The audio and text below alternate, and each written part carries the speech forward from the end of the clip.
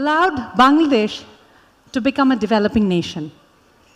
Women entrepreneurship has been a significant force for positive social transformation, contributing to the growth of Bangladesh. While women entrepreneurs are innovative, determined, and ready to evolve, there remains immense potential for women entrepreneurship in the ICT sector, which is fast-changing and can provide new opportunities to catalyze and scale up women's economic development. So women entrepreneurs, this is the session where you need to be. This particular panel will discuss how women entrepreneurs can leverage opportunities and overcome challenges as business owners in the ICT sector in Bangladesh. It will provide a better understanding of how ICT can be best used to promote women's entrepreneurship and enhance economic activity and employment that impacts Bangladesh and helps it become a developed country. Without further ado, I would like to introduce today's panel. I've already introduced, I will reintroduce him. We have with us the chief guest for this session, the Honorable State Minister for ICT, His Excellency Mr. Junaid Ahmed Polok MP. We have with us Ms. Rubaba Dola, Country Managing Director at Oracle Bangladesh, Nepal and Bhutan. As a panelist, Ms. Dola will be giving us the keynote speech.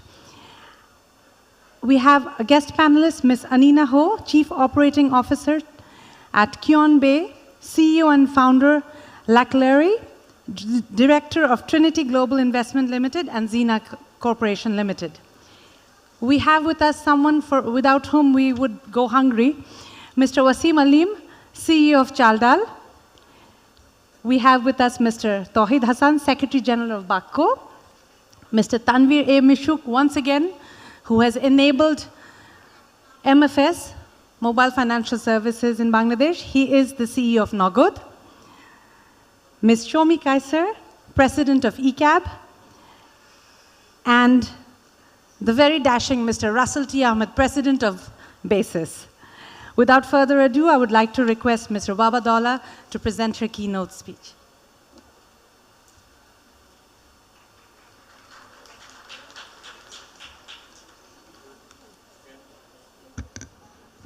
Assalamu alaikum. Very good afternoon to you all.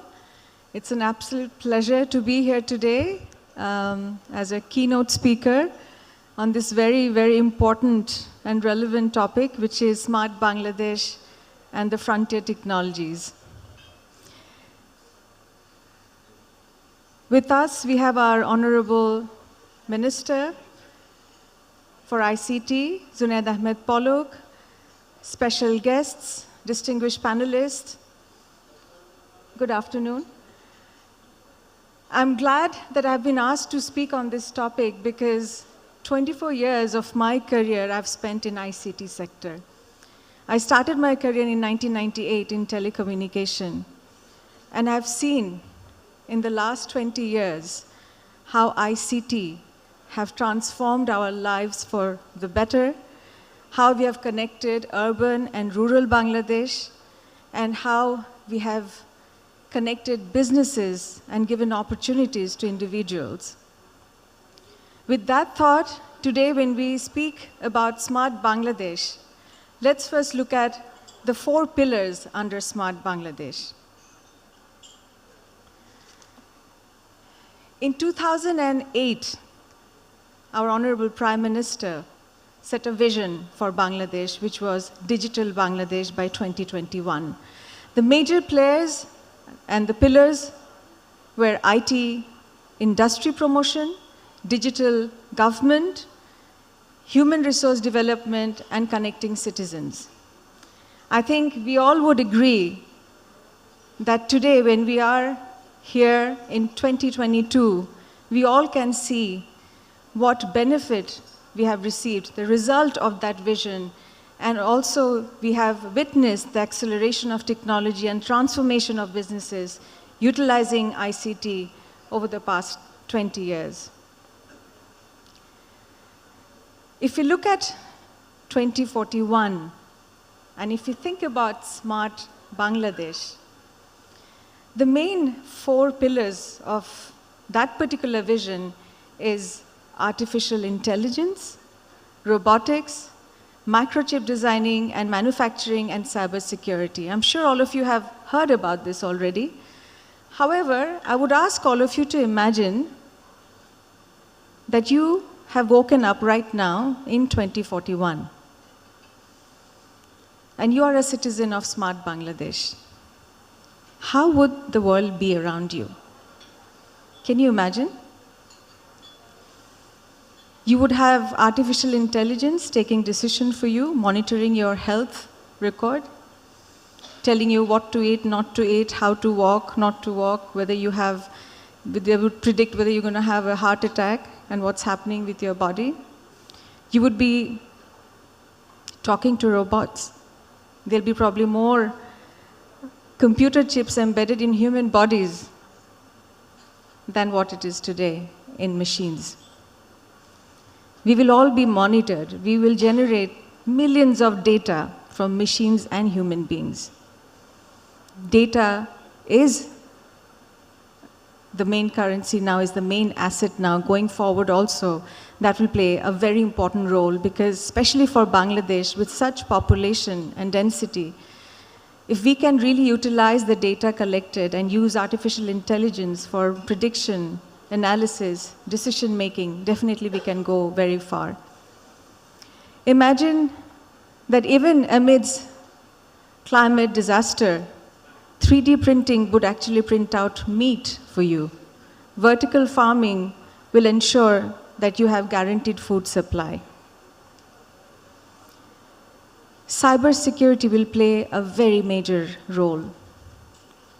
With human beings embedded with computer chips, can you imagine what can happen if virus enters our body?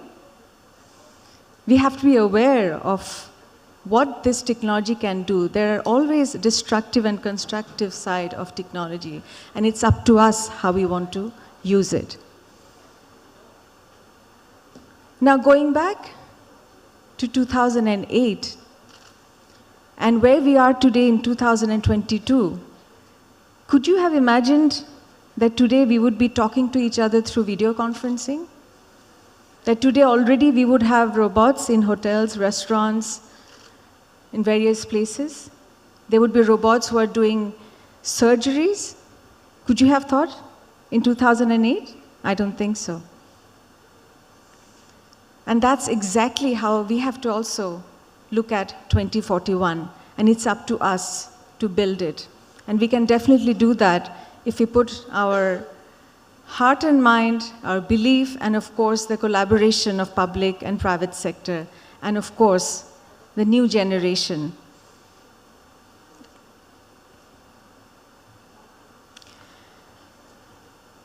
With this vision of digital Bangladesh, Bangladesh will become the 9th largest consumer market by 2030, overtaking UK and Germany. Can you believe that? As of now, Bangladesh ranks 29th out of 198 nations in World Bank's Government Tech Maturity Index 2022. This is a really, really good news for us that we have been ranked 29th out of 198 nations in World Bank's GovTech Maturity Index, which means that our government, Paluk Bhai is here today, has really taken up initiatives which has brought us to this particular position where we are ranked 29th.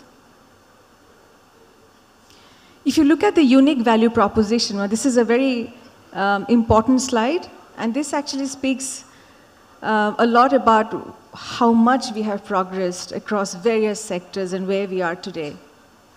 If you look at ICT, then we have the second highest number of online IT professionals in the world, almost about, I think, 700,000, which is 16%. So global IT online professionals are from Bangladesh, and we are the second largest in the world.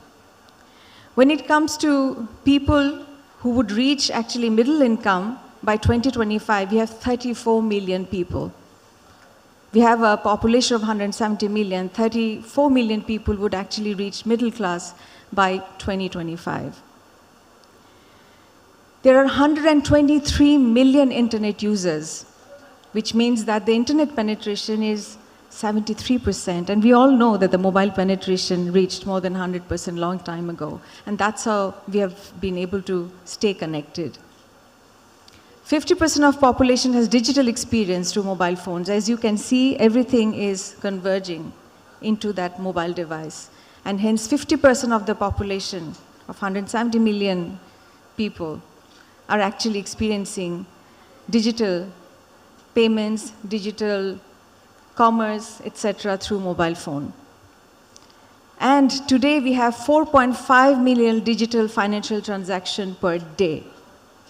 What does it say? Already in last 13 to 14 years, ever since we coined our vision for 2021, this is where we have come. And of course, I'm not even mentioning our GDP growth, which has been one of the highest and fastest in the world. If I talk about industry features, there are about 1 billion plus US dollar that is generated through current IT, IES, and BPO market. Market size would be 5 billion by 2025, which means the kind of exports we are doing with IT, ITS services, we are at present generating about $1.1 billion. And we expect that this would increase to about 5 billion by 2025. There are 1,500 software and IT-related companies and 2,000 e-commerce sites.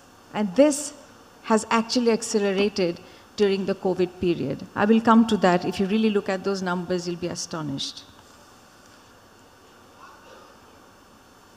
Now, today we are here at the International Women Entrepreneurs Summit. It's very important for us to look at where we are as women when it comes to ICT, and are we actually utilizing ICT in the right manner and reaping the benefit of it. Going forward, we must remember that the first, second, and third industrial revolution was largely dominated by men over centuries. But the fourth industrial revolution, the foundation of fourth industrial revolution is digital, and it is being laid right now. So absence of women in and during the fourth industrial revolution would actually result in a big blow in minimizing the digital gap of the 21st century. You have seen that over the years, the technology has transformed businesses, transformed how we make use of ICT. We are now doing offices from home. We are now selling our products, produces from home. And what is very interesting is that women, especially when it comes to Facebook commerce, have really increased the utilization of it when it comes to business purpose, when it comes to being an entrepreneur, utilizing Facebook commerce. What we have seen is that women own 70% of Facebook-based businesses, and most of it have been opened during pandemic. Women-led businesses rose 65% in Instagram during the same period. I'm sure many of you here probably belong to that group, right? That community. So well done. Well done. This is how we actually utilize ICT. This is how we utilize our current digital architecture that we have. But then going forward, we have to see how far we have gone, because we can't be left behind. But there is, of course, there are many challenges. And the major challenge, I feel, is the digital gender divide. Even though we see more women coming and getting access to internet, but worldwide, women have 12% fewer access than men when it comes to internet. And in less developed countries like ours, the number increases to 32%. Which means that even in Bangladesh, when we talk about 75% internet penetration, access to information on internet for women is much lower compared to that of men. Another very interesting fact I learned during a workshop, and that was right after COVID. It was a workshop organized by UN, and they were mentioning that in the households in villages, if there was one smart device, and say the family had one child, maybe a boy and a girl, and they were doing e-learning, right? Because during COVID time, they couldn't go to school, so they would have to use the smartphone. Do you know who got the smartphone? Can you guess? Of course, the importance and priority was given to the boy. Even if the boy was younger, doesn't matter.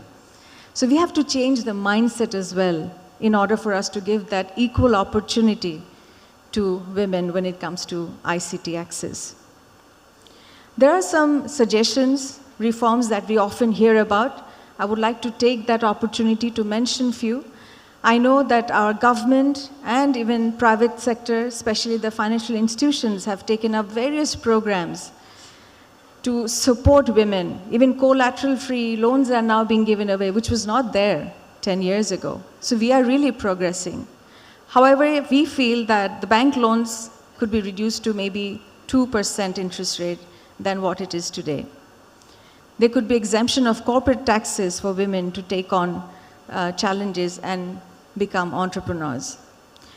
The pipeline of access to loan without collateral is something maybe the financial institutions can think of. I know today we are getting probably 50 lakh taka without collateral, but then going forward, 50,000? 2.5 million?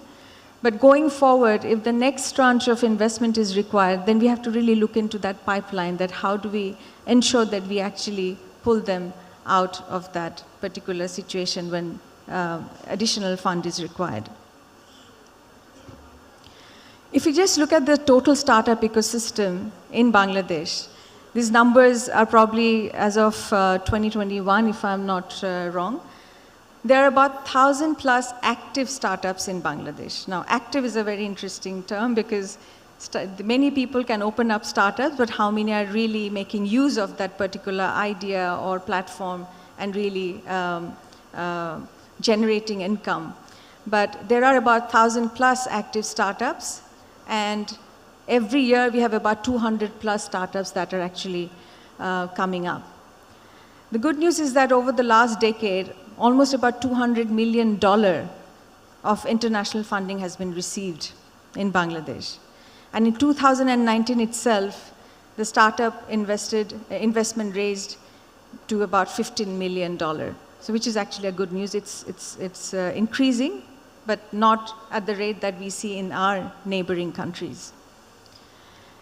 Within Bangladesh also, fund has been raised, which is about $11 million. And this needs to increase, and that's where we really need to focus. There are a lot of companies, a lot of potential investors who need to look at our local startups, entrepreneurs, and support them. We are talking about Smart Bangladesh, and we are talking about how do we attract investment in Bangladesh? How do we support these entrepreneurs, especially the women entrepreneurs?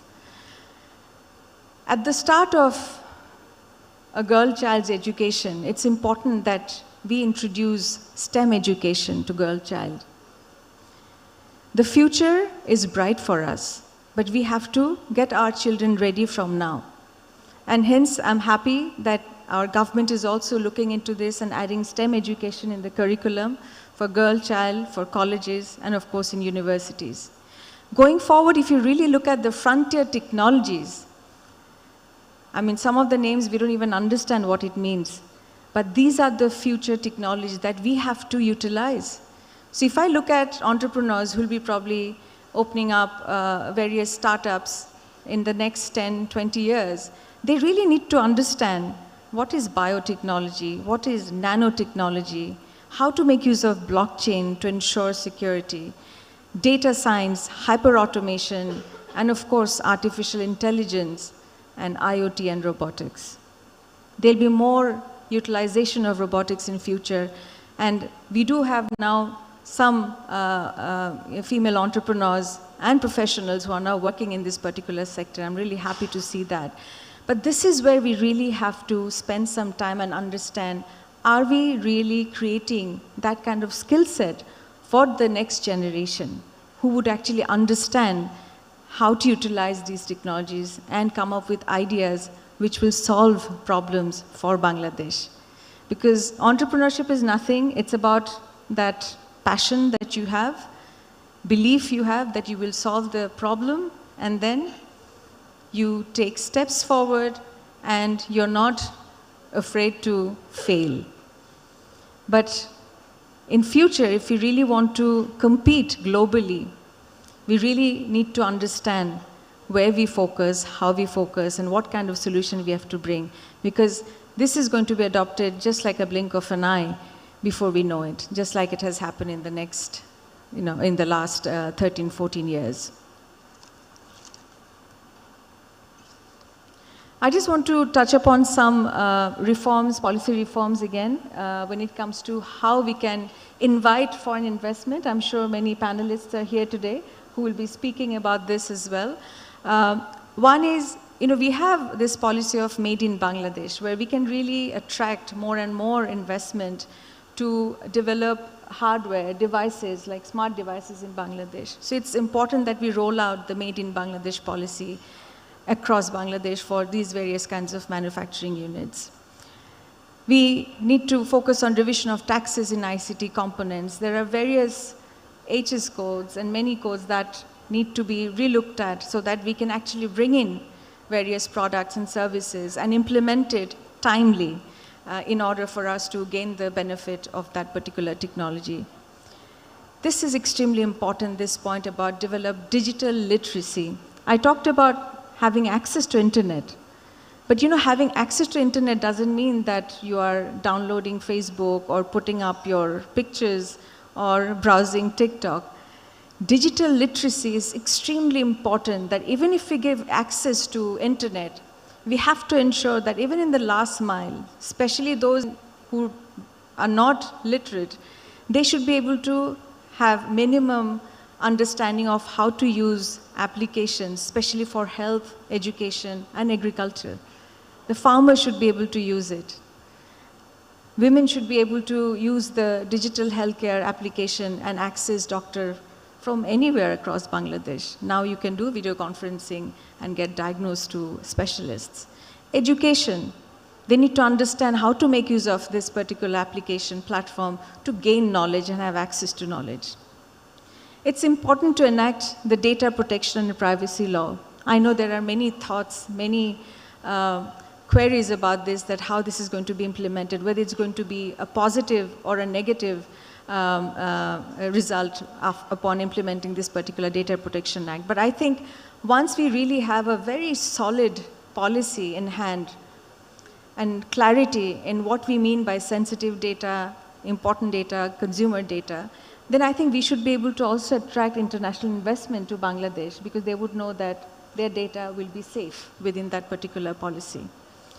We already have various national policy on startup ecosystem and investment, but looking at the next 20 years, we may have to relook at those reforms and see where do we have to make change to be prepared for the future. And of course, last but not the least, for the investors, simplifying repatriation exit options under the FERA 1947 Act, and that's very important for investors to look into. I've looked into some of the countries, neighboring countries, India, Indonesia, and how they have actually progressed when it comes to digital access, ICT utilization. And what we see is that, for example, in India, they know how different aspects of digital policies are intertwined and help deliver holistic impact on digital economy. So there could be policies built across various sectors, but then how do you really bring them all together so that we all have one single objective? And that's how you actually intertwine and bring it together so that you have one single goal, and that has really worked for them, it seems. Digital skill building is an utmost necessity for the industry to grow, and that we all understand. And we also know that with fourth industrial revolution, we do foresee displacement of job, and especially for women, especially for those who are in a low-end labor market where they're doing repetitive work, automation will actually take away those jobs. So what kind of skill set are we looking for? I know many of you would think that we need data scientists, we need programmers, coders, but do you know what would be the most important skill that we need going forward in the next 20 years? Can anybody tell me? With automation, robots, what is it that we need as human beings? We need the soft skills. We need to have that ability to do creative thinking. We need to be able to solve critical problems. We need to be able to have empathy. We need to be able to interact, communicate, lead. These are also extremely important aspects when we would have more robots than human beings around us. So where should the investors invest? If you look at the future and the current set of technologies that are being utilized by startups, then these are the main areas where I see that most of the startups are actually working, and in future also, more advanced technology can be used to give better service. Fintech, edutech, health tech, green tech, and sustainability, that has gained a lot of momentum over the last few years. 3D printing, extremely interesting. E-commerce, software as a service. If you're a coder, programmer, you can develop these softwares and actually put it up in a marketplace and generate revenue for yourself. AI, robotics. If we really engage school children now to actually build robots and all that, I'm sure they will actually take it up very, very fast, because it's like playing games and understanding. You know, from childhood we have to give that to them. That's what Japan had done. That's what China has done. So we really have to also make use of these technologies. Agri-tech, extremely important for us, especially going forward when we look at the food shortage. So to conclude, I've taken a lot of time with my keynote. Digital inclusion can be seen from all the way to STEM, to banking, to education. We are all witnessing that today. And the unimaginable progress of digitization is a lucrative area for investment. And definitely Bangladesh and Bangladeshi entrepreneurs, ecosystem encourages and allows investors to come to Bangladesh. And we believe that if we can focus on the set of reforms that we have proposed, then definitely we will be able to get higher ranked when it comes to ease of doing business in Bangladesh. Technology has paved the way to transform our way to a radiant future, especially addressing the youth. We talk about demographic dividend. 45% of our population is under the age group of 24. They are our future. We have to get them ready. Digital and entrepreneurial skills will open up an immense window for entrepreneurs, and that should be the focus. And of course, women entrepreneurship has been a significant force when it comes to social transformation, when it comes to eradicating poverty, and definitely we have to look into it. Thank you so much for your time. With that thought, let's work together, collaborate, come together. I hope these discussions will not only stay here during the sessions, but we will take notes of it and ensure that some of the changes are brought in order for us to be ready to be a smart nation by 2041. Thank you so much.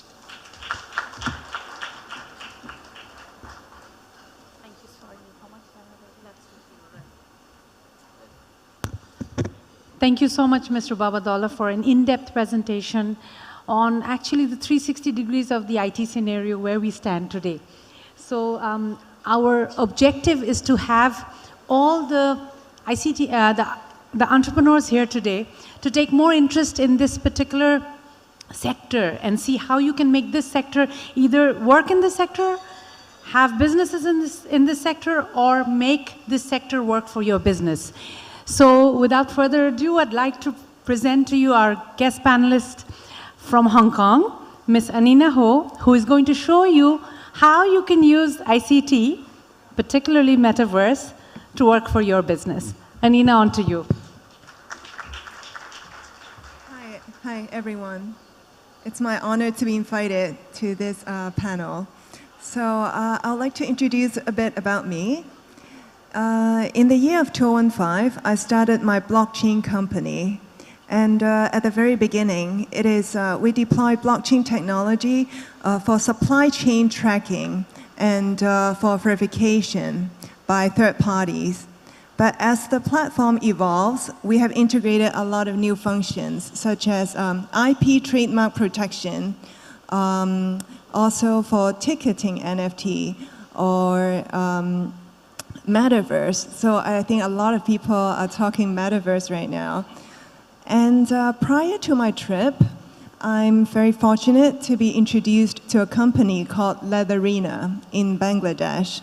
They adopt a lot of sustainable practice while they're producing their goods.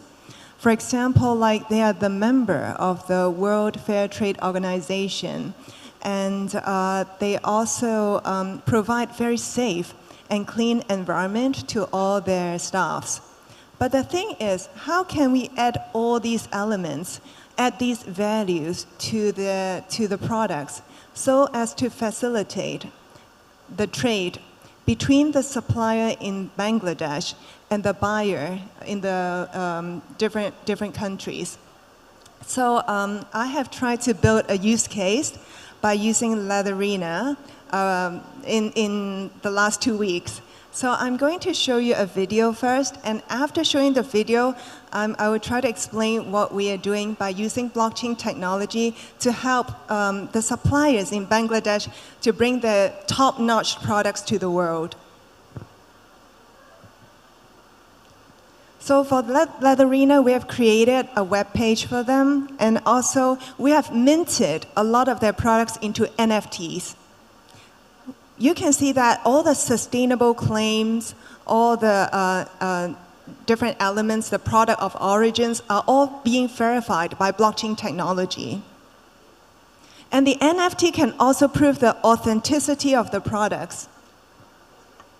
And at last, people can just press a simple button and transform the NFT into AR, in which they can just show them on Instagram, share to their friends, or even try that out before they use it. So it's very easy, you know, actually this technology can be applied to different kinds of goods, can be applied to leather goods, garment, jewelry, beauty products. So when they try to buy the products, they just need to use a phone and scan the products with everything coming out to prove its authenticity, to know all their sustainable claim, and so on.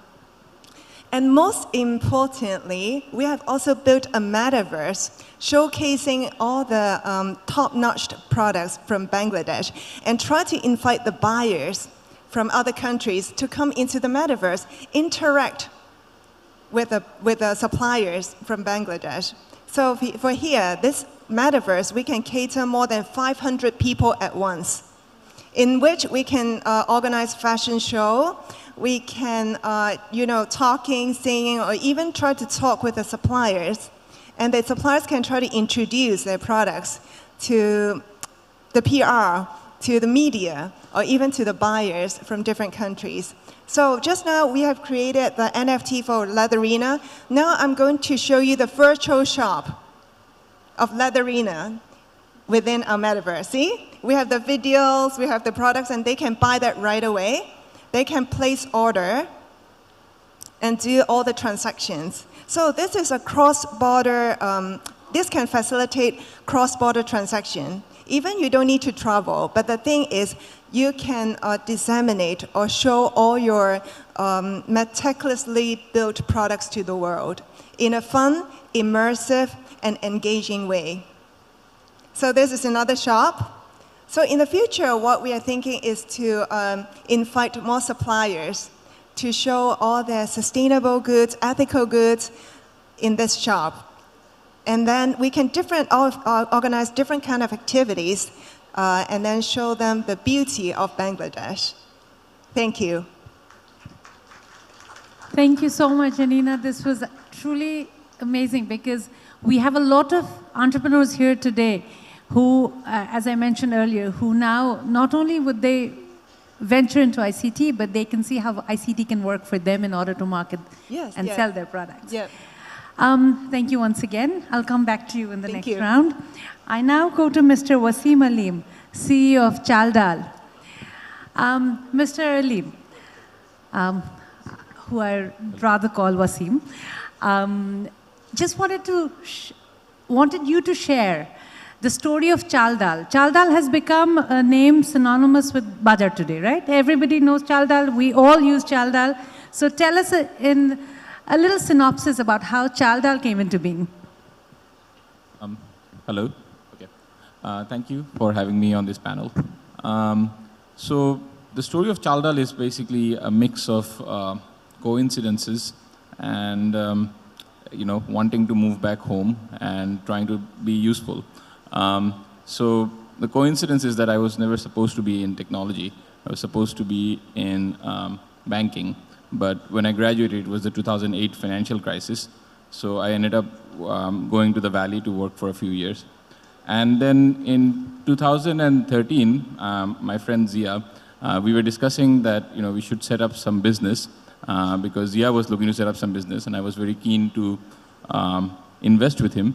And we were looking at originally setting up a garments factory, but then Rana Plaza happened. So that sort of led us to think a bit more deeply about how we want to do things. So we started asking where we could be useful. And at that point, basically, in India and China, e-commerce was really big. But we also realized that it takes a lot of money. So we decided to start with groceries because then we could get repeat orders and hopefully it would be cheaper to start that business. So we started with one room, going off to the bazaar and buying things, and slowly, we needed a warehouse. People kept ordering. So it's been a journey which has been immensely fulfilling, I would say, and also quite challenging. So thank you. This is amazing because I don't know how I would live my life without Chaldal. We'll come back to you with a few more technical questions later, but now I'd like to go to Mr. Tauhid Hussain, Secretary General of BACCO. I don't know if you are aware, but outsourcing is another place where we can actually venture out. Bashay boshe jodi kaj korte hoy, this is a wonderful, wonderful place to delve into. বাসায় বসে আমরা কিন্তু বিদেশের জন্য freelancing করতে পারি, আমরা outsource করে প্রচুর কাজ নিয়ে আসতে পারি এবং আমরা বিদেশি মুদ্রায় আয়ও করতে পারি। ঘন্টায় টাকায় না কামিয়ে আমরা কিন্তু ডলারেও কামাতে পারি। সো এই অপশনসগুলো আছে। সো তহিদ ভাই, why don't you tell us a little about how BACCO has enabled women entrepreneurs? আপনি ইংরেজিতেও বলতে পারেন, বাংলায়ও বলতে পারেন, যেটা I'll mix because we have our friends from outside. So Yes. we'll Okay. mix that. Thank you so much. Myself, Tauhid Hussain. I'm representing BACCO, Bangladesh Association of Contact Center and Outsourcing. As we are started back 2009, with a small, association, around 10 companies were working initially.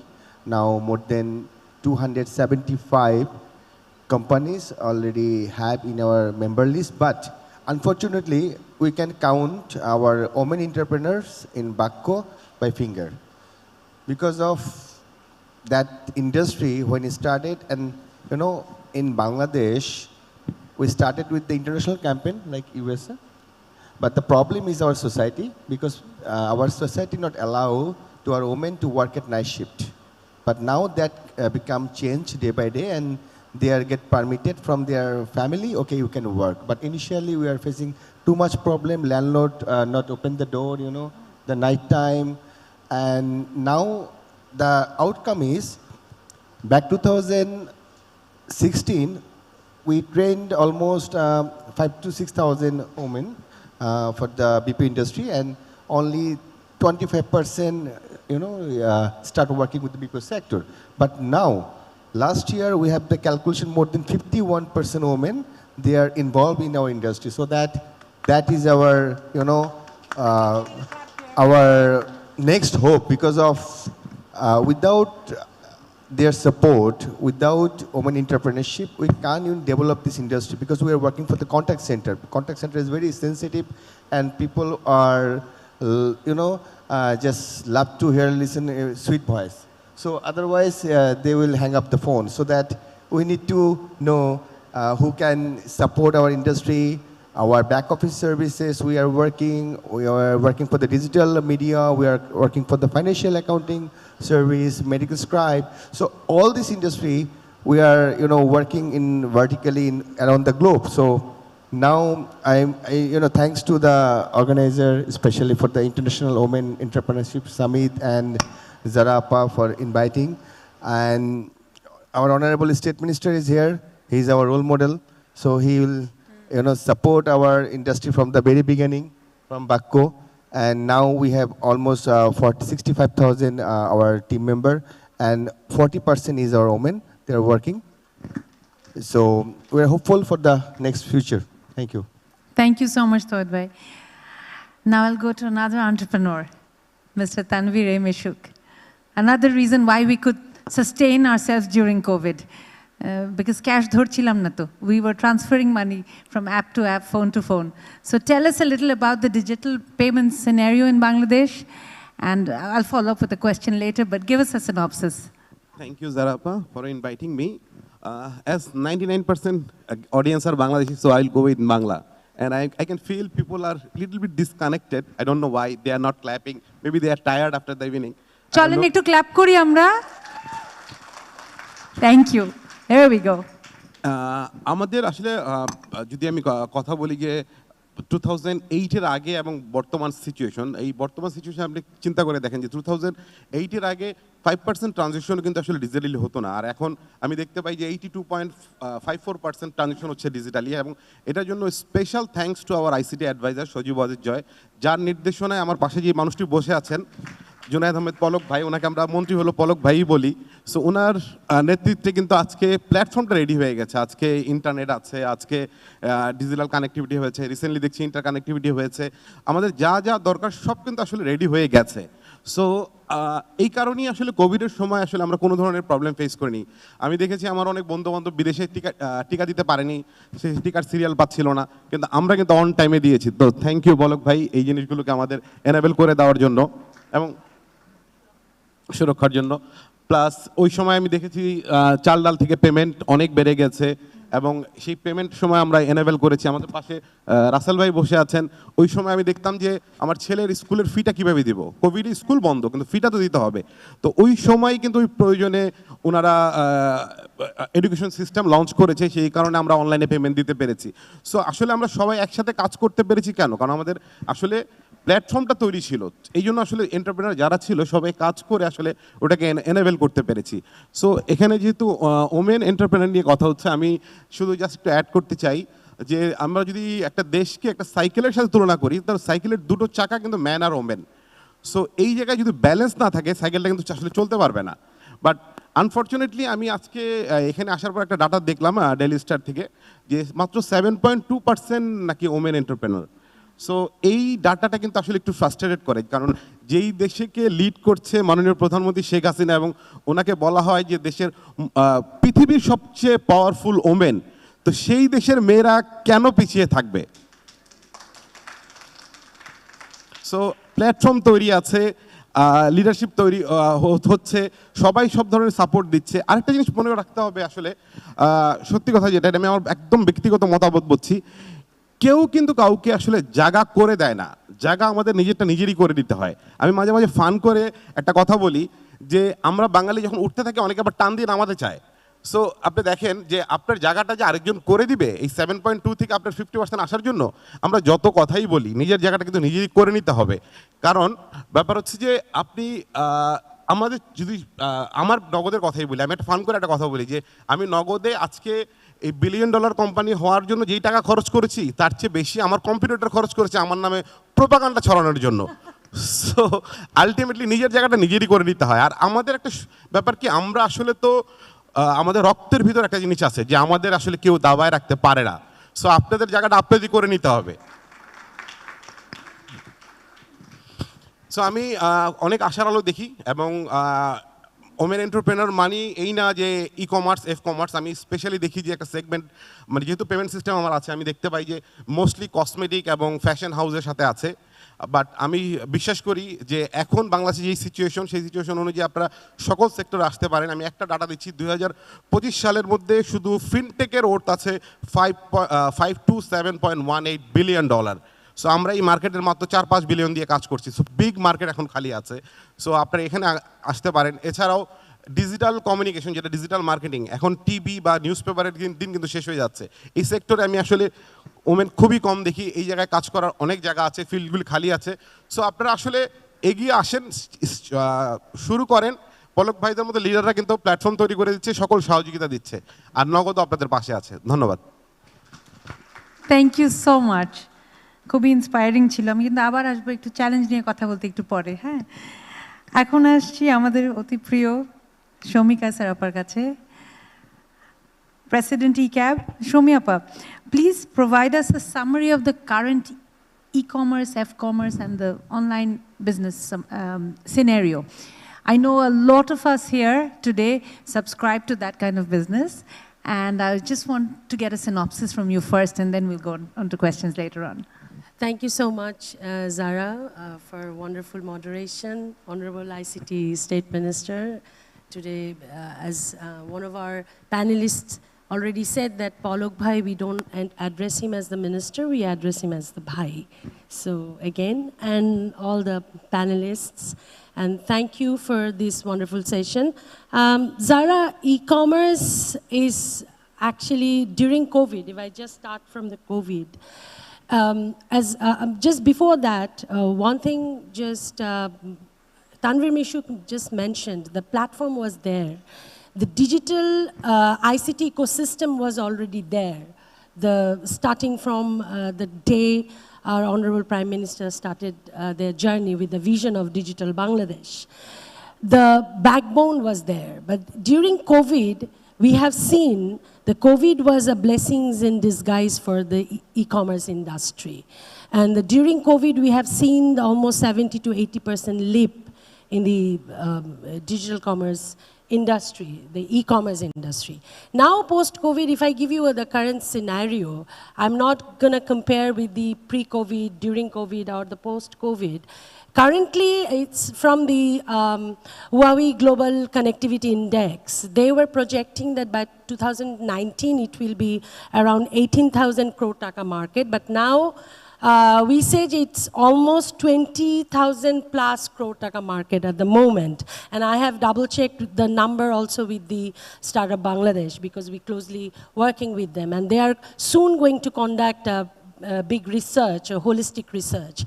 So if I talk about the overall e-commerce industry, but when we talk about the women entrepreneurs in the e-commerce industry, honestly, they are growing. I'm saying that, like in the e-commerce industry at the moment, it's almost 27% women are in the e-commerce market as an entrepreneur. But as the seller and buyer, but as a worker, as a professionals in the e-commerce industry, it's almost 42% women professionals are working in the e-commerce industry. So I take it as a positive note, but then again, I see that there are huge opportunities for the women in the e-commerce sector. And if I say about the F-commerce only, there are 4 lakh women entrepreneurs on the F-commerce industry. Almost $37 million market at the moment. And আমি যদি বলি প্রায় 3 লক্ষ মহিলাদের store আছে on Facebook commerce.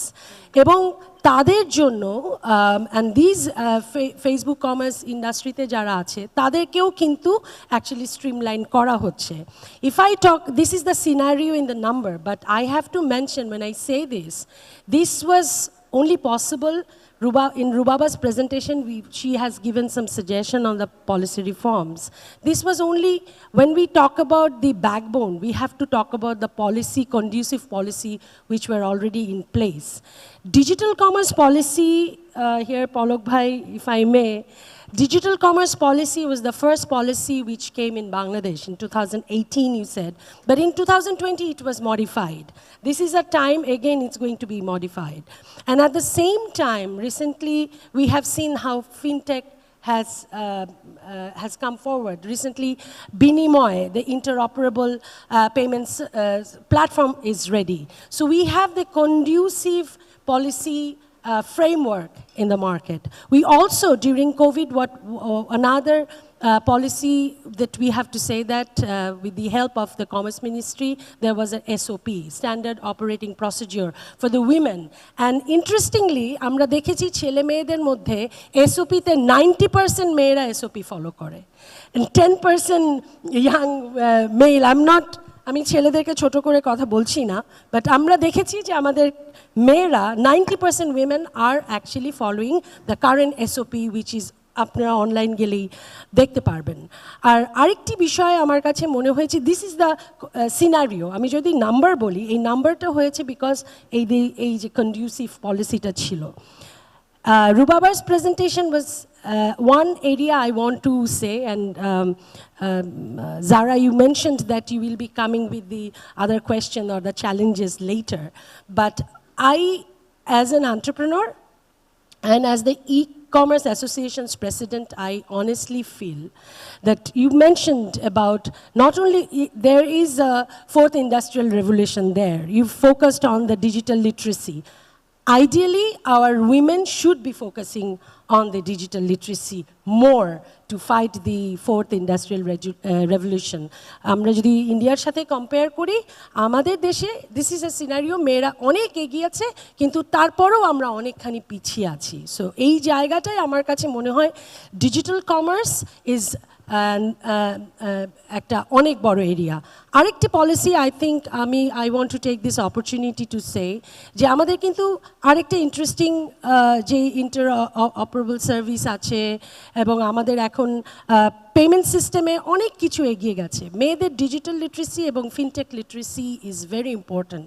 Access to ফাইন্যান্সের ক্ষেত্রে আমি যদি শুধু স্ট্রেইট বলি যে what is the current scenario, I mean, যেহেতু current scenario you have asked, access to finance before COVID with the banks, it was very difficult. During COVID, banks started with their own innovation for the digital commerce loaning system. And as I have just said, এখন collateral-free 2.5 million collateral-free women entrepreneurs are getting loans. But what we have to do is actually, again, instill the fintech literacy among the women entrepreneurs as well. Thank you, Zara. Extremely good point, Appa. That fintech literacy is extremely important. We women are good with our hishab at home, but when it comes to our businesses, we don't do bookkeeping. আচ্ছা ঠিক আছে হবে, ওটা ওখানে চলে গেল, এটা এখানে চলে গেল। When we start out small, if we can maintain that at our initial stages, then for us to take the next step and scale up becomes easier. For us to get investors, it becomes easier. Now I'd like to come to a very, very important person in the IT industry, Mr. Russell T. Ahmed, President of BASIS. Russell, thank you for being with us. My question to you is that Digital Bangladesh has happened. Now we're moving towards Smart Bangladesh. So we want to know BASIS's role along with the software developers under BASIS, how you are transforming, how you are helping transform Digital Bangladesh towards a Smart Bangladesh. Thank you so very much. Thank you, Zarapa. Before I begin and talk about ICT industry and Smart Bangladesh, looking at the original issue of today's program, which is women, ওইটা নিয়ে একটু কথা বলতে চাই। সৌমি আপার কথা ধরে উনি বাঁ দিকে তাকিয়ে আমার উদ্দেশ্যে বলছিলেন ছেলেদেরকে ছোট করে বলছি না। আমি বিশ্বাস করতে চাই ছেলেরা আসলে সব দিক দিয়ে মেয়েদের থেকে ছোট, এটাই সত্যি কথা। মেয়েরা মায়ের জাত, আল্লাহ তাকে মায়ের জাত বানিয়েছেন, তো মেয়েরা আসলে সব দিক দিয়েই ছেলেদের থেকে বড়। আমি সকল ছেলেরা যে এই রুমে আছেন তাদেরকে রিকোয়েস্ট করব সকল মেয়েদের উদ্দেশ্যে একটা জোরে হাততালি দেওয়ার জন্য। আমার দ্বিতীয় বিষয়ে আমি একটু প্রশ্ন করতে চাই, যারা মেয়েরা এখানে আছেন আপনাদের মধ্যে এই রুমে কতজন এন্টারপ্রেনার? হাত তুলুন একটু। সবাই entrepreneur? Interesting, very good, thank you. Well, আমার কাছে আসলে এন্টারপ্রেনারশিপটা জার্নি মেয়েদের ইম্পর্ট্যান্ট মনে হয়, এবং একই সাথে যেটা আরও বেশি করে মনে হয় সেটা হচ্ছে যে মেয়েদের কাজে আসা। being a working woman. If we go back, আমি আমার এসএসসি হচ্ছে 90s-এ, এক্স্যাক্টলি কোন সাল বললাম না, so you can guess my age. So তখন 90s-এর পুরো সময়টাতে এসএসসিতে আমরা এবং এইচএসসিতে কখনোই ভিকারুন্নেসাকে বিট করতে পারতাম না। I studied in Dhaka college, তো সবসময় আমরা ফলো করতাম ভিকারুন্নেসার Holy Cross first second third মানে স্ট্যান্ড করতোই, সবসময় স্ট্যান্ড করতো, কখনোই হারাতে পারতাম না। সবসময় মেয়েরাই ফার্স্ট সেকেন্ড থার্ড হতো। কিন্তু eventually when you came to profession, আমরা দেখলাম যে আমাদের ওই বন্ধুদের মধ্যে যারা ফার্স্ট সেকেন্ড থার্ড হয়েছিল তারা কেউ প্রফেশনে আসে নাই। মোস্টলি, আমি কেউ যদি বলি মোস্টলি প্রফেশনে আসে নাই। কিন্তু এই ব্যাপারটাও কিন্তু সত্য, যারা এসেছে they have become very successful. Look at the stage. Zara Mahabub, Rua Badola, Shomi Kaiser. আমি আমাদের মাননীয় প্রধানমন্ত্রীর কথা নাই বললাম, she is hugely hugely hugely exceptional. তো মেয়েরা যখন প্রফেশনে আসে দে ডু ওয়ান্ডার। এবং আমাদের আইসিটি ইন্ডাস্ট্রিতে তৌহিদ ভাই যেটা বললেন অথবা বাকিরাও যারা বললেন, তো মেয়েদের পারফরমেন্স যে কোনো অফিসে what ever the ratio may be, একটা অফিসে যদি ছেলে মেয়ের রেশিও হয় 80-20 or 70-30 or 60-40, whatever it may be, মেয়েদের performance is always better than male performance.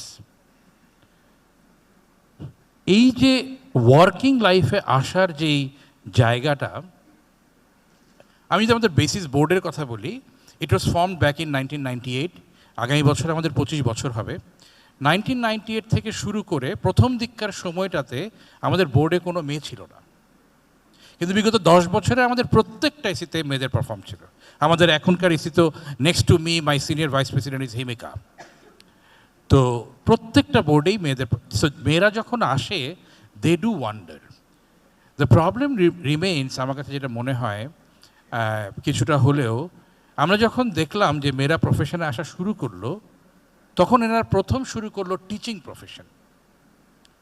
একটা ফ্যামিলি সিকিউরিটির বিষয় থেকে মেয়েরা প্রফেশনে যাবে, মেয়েটা যখন ইনলজের বাসায় যায় তখন একটা প্রেশার ক্রিয়েট হয়।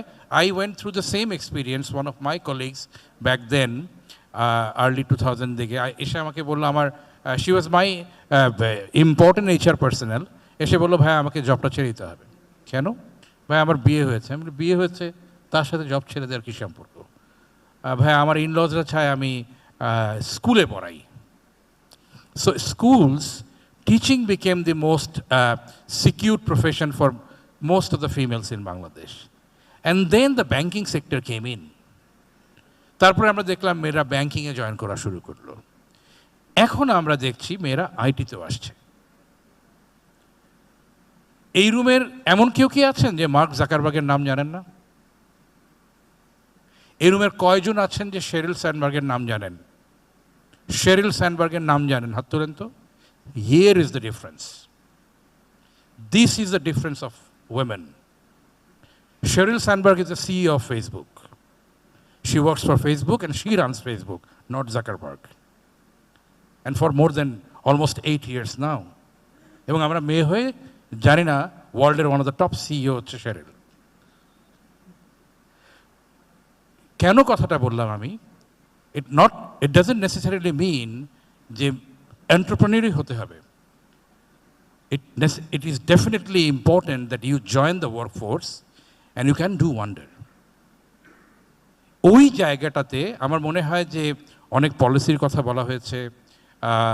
রুয়া বাপার প্রেজেন্টেশন শুনছিলাম মনোযোগ দিয়ে, অনেকগুলো পলিসি নিয়ে কথা বলার তো বড় ভাই পলক ভাই এখানে বসেই আছেন, হ্যাঁ উনি আর অনেক কথা বলবেন।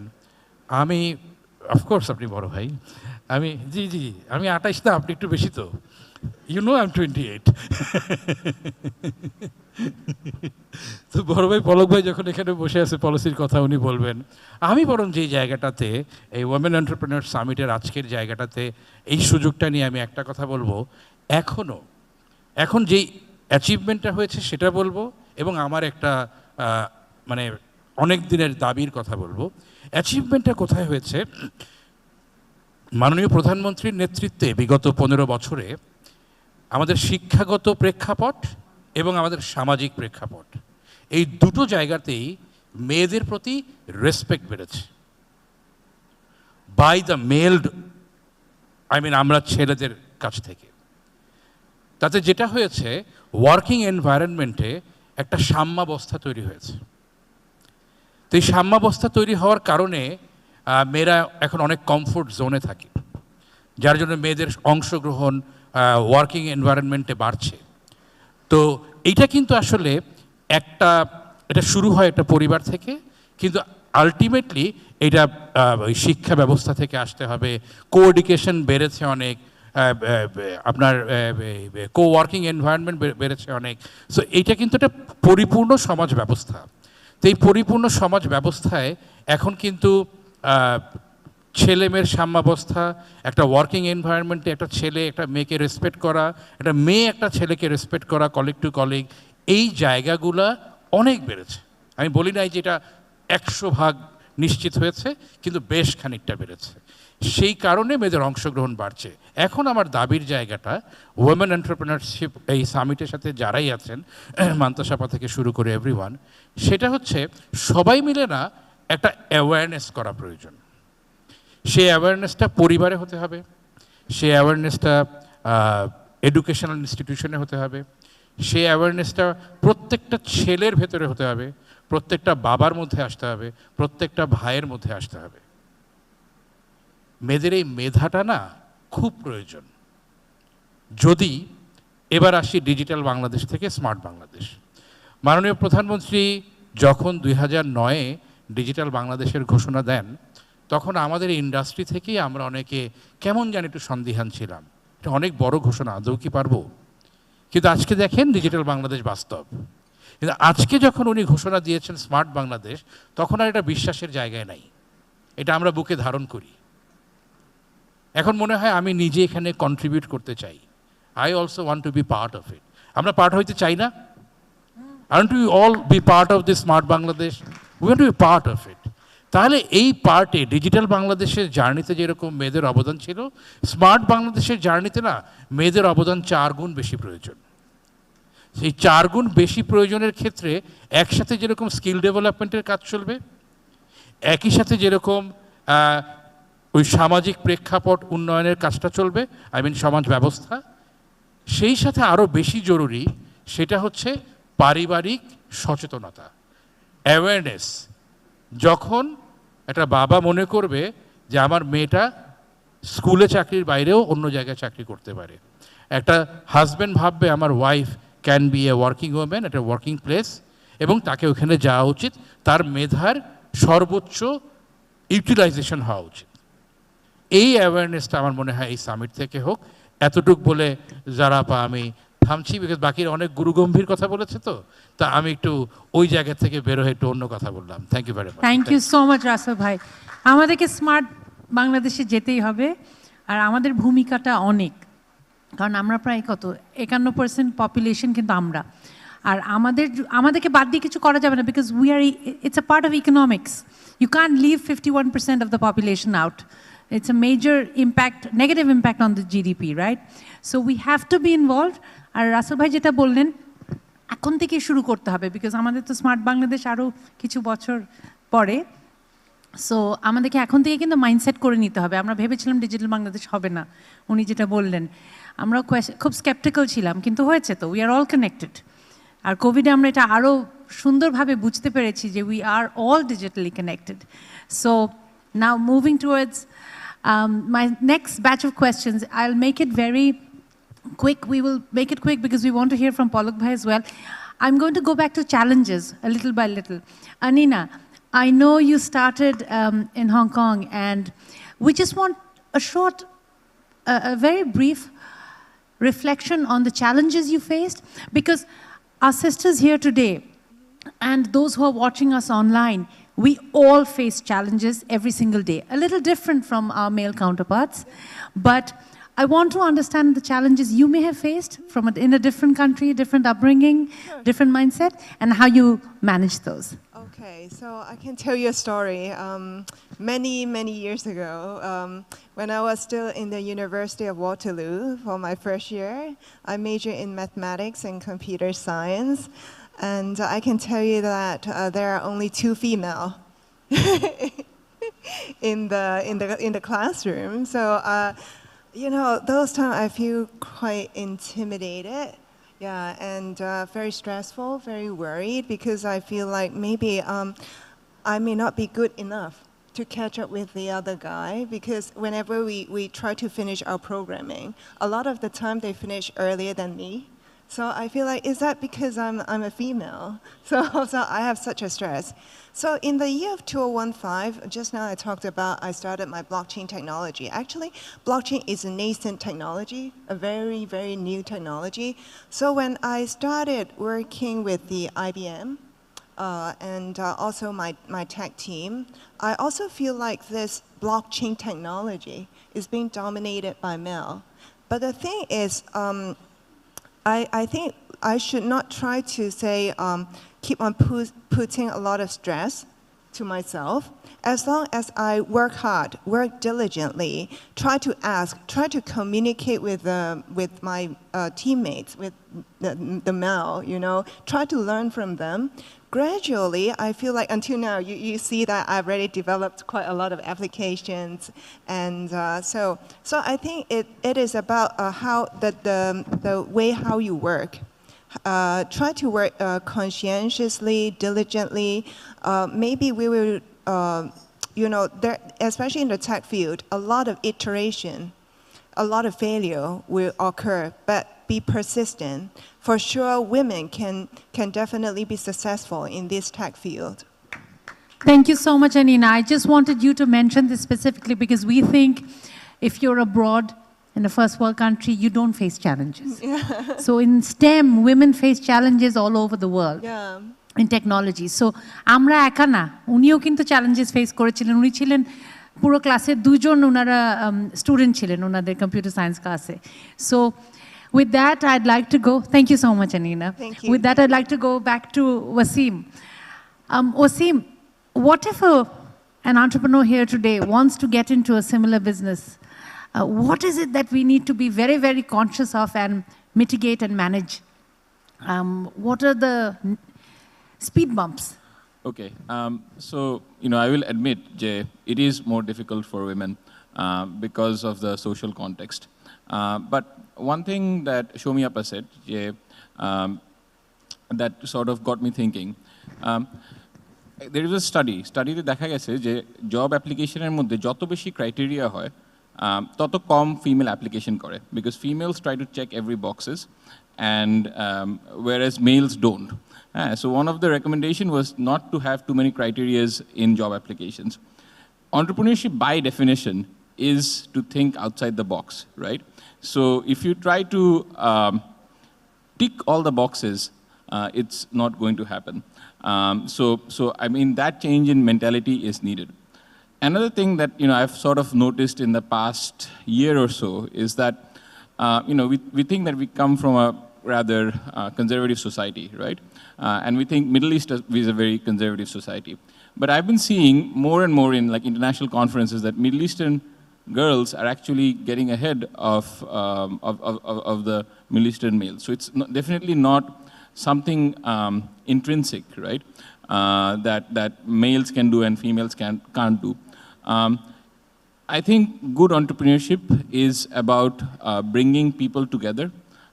It's not about having all the skills yourself. It is about knowing how to connect with people and making them work together. And I think anyone can do that if they focus on that, right? And the other thing that I would say is that, you know, don't focus on what is stopping you. Focus on where you want to be, measure, and keep going. Thanks. Thank you so much. Thank you, Wasim. I'll come back to Tohed Hossain at Bakko. 2 questions, actually. One, how is Bakko helping women entrepreneurs mitigate challenges? And if we want to double the current numbers of women outsourcing companies or women-led businesses in outsourcing, what is it that we should do? Thank you জারাপা। কিছুক্ষণ আগে রাসেল ভাই একটা question করলেন যে এখানে কারা কারা entrepreneur. Most of the hands কিন্তু এখানে আমরা দেখেছি যে এখানে এন্টারপ্রেনারশিপ হিসেবে আছেন, বাট আইসিটি মানে উই আর অল ম্যাক্সিমাম আর ICT are led by our minister Palak ভাই ওয়ার্কিং। সো আইসিটি কিন্তু আসলে আমি বলি মাসালার মতো, মানে যে রান্না করি মশলা যখন লাগে, সো আইসিটিকে কিন্তু সবগুলি বিজনেসই লাগবে। কেউ যদি আপনারা গার্মেন্টস ইন্ডাস্ট্রিতে কাজ করেন তাদেরও লাগবে, কেউ যদি ফার্মাসিটিতে কাজ করেন তারও লাগবে, আইটিতে করলে তো লাগবেই। সো আমাদের যে ইন্ডাস্ট্রি সেটা কিন্তু হচ্ছে আপনার বিজনেসকে গ্রো করবে।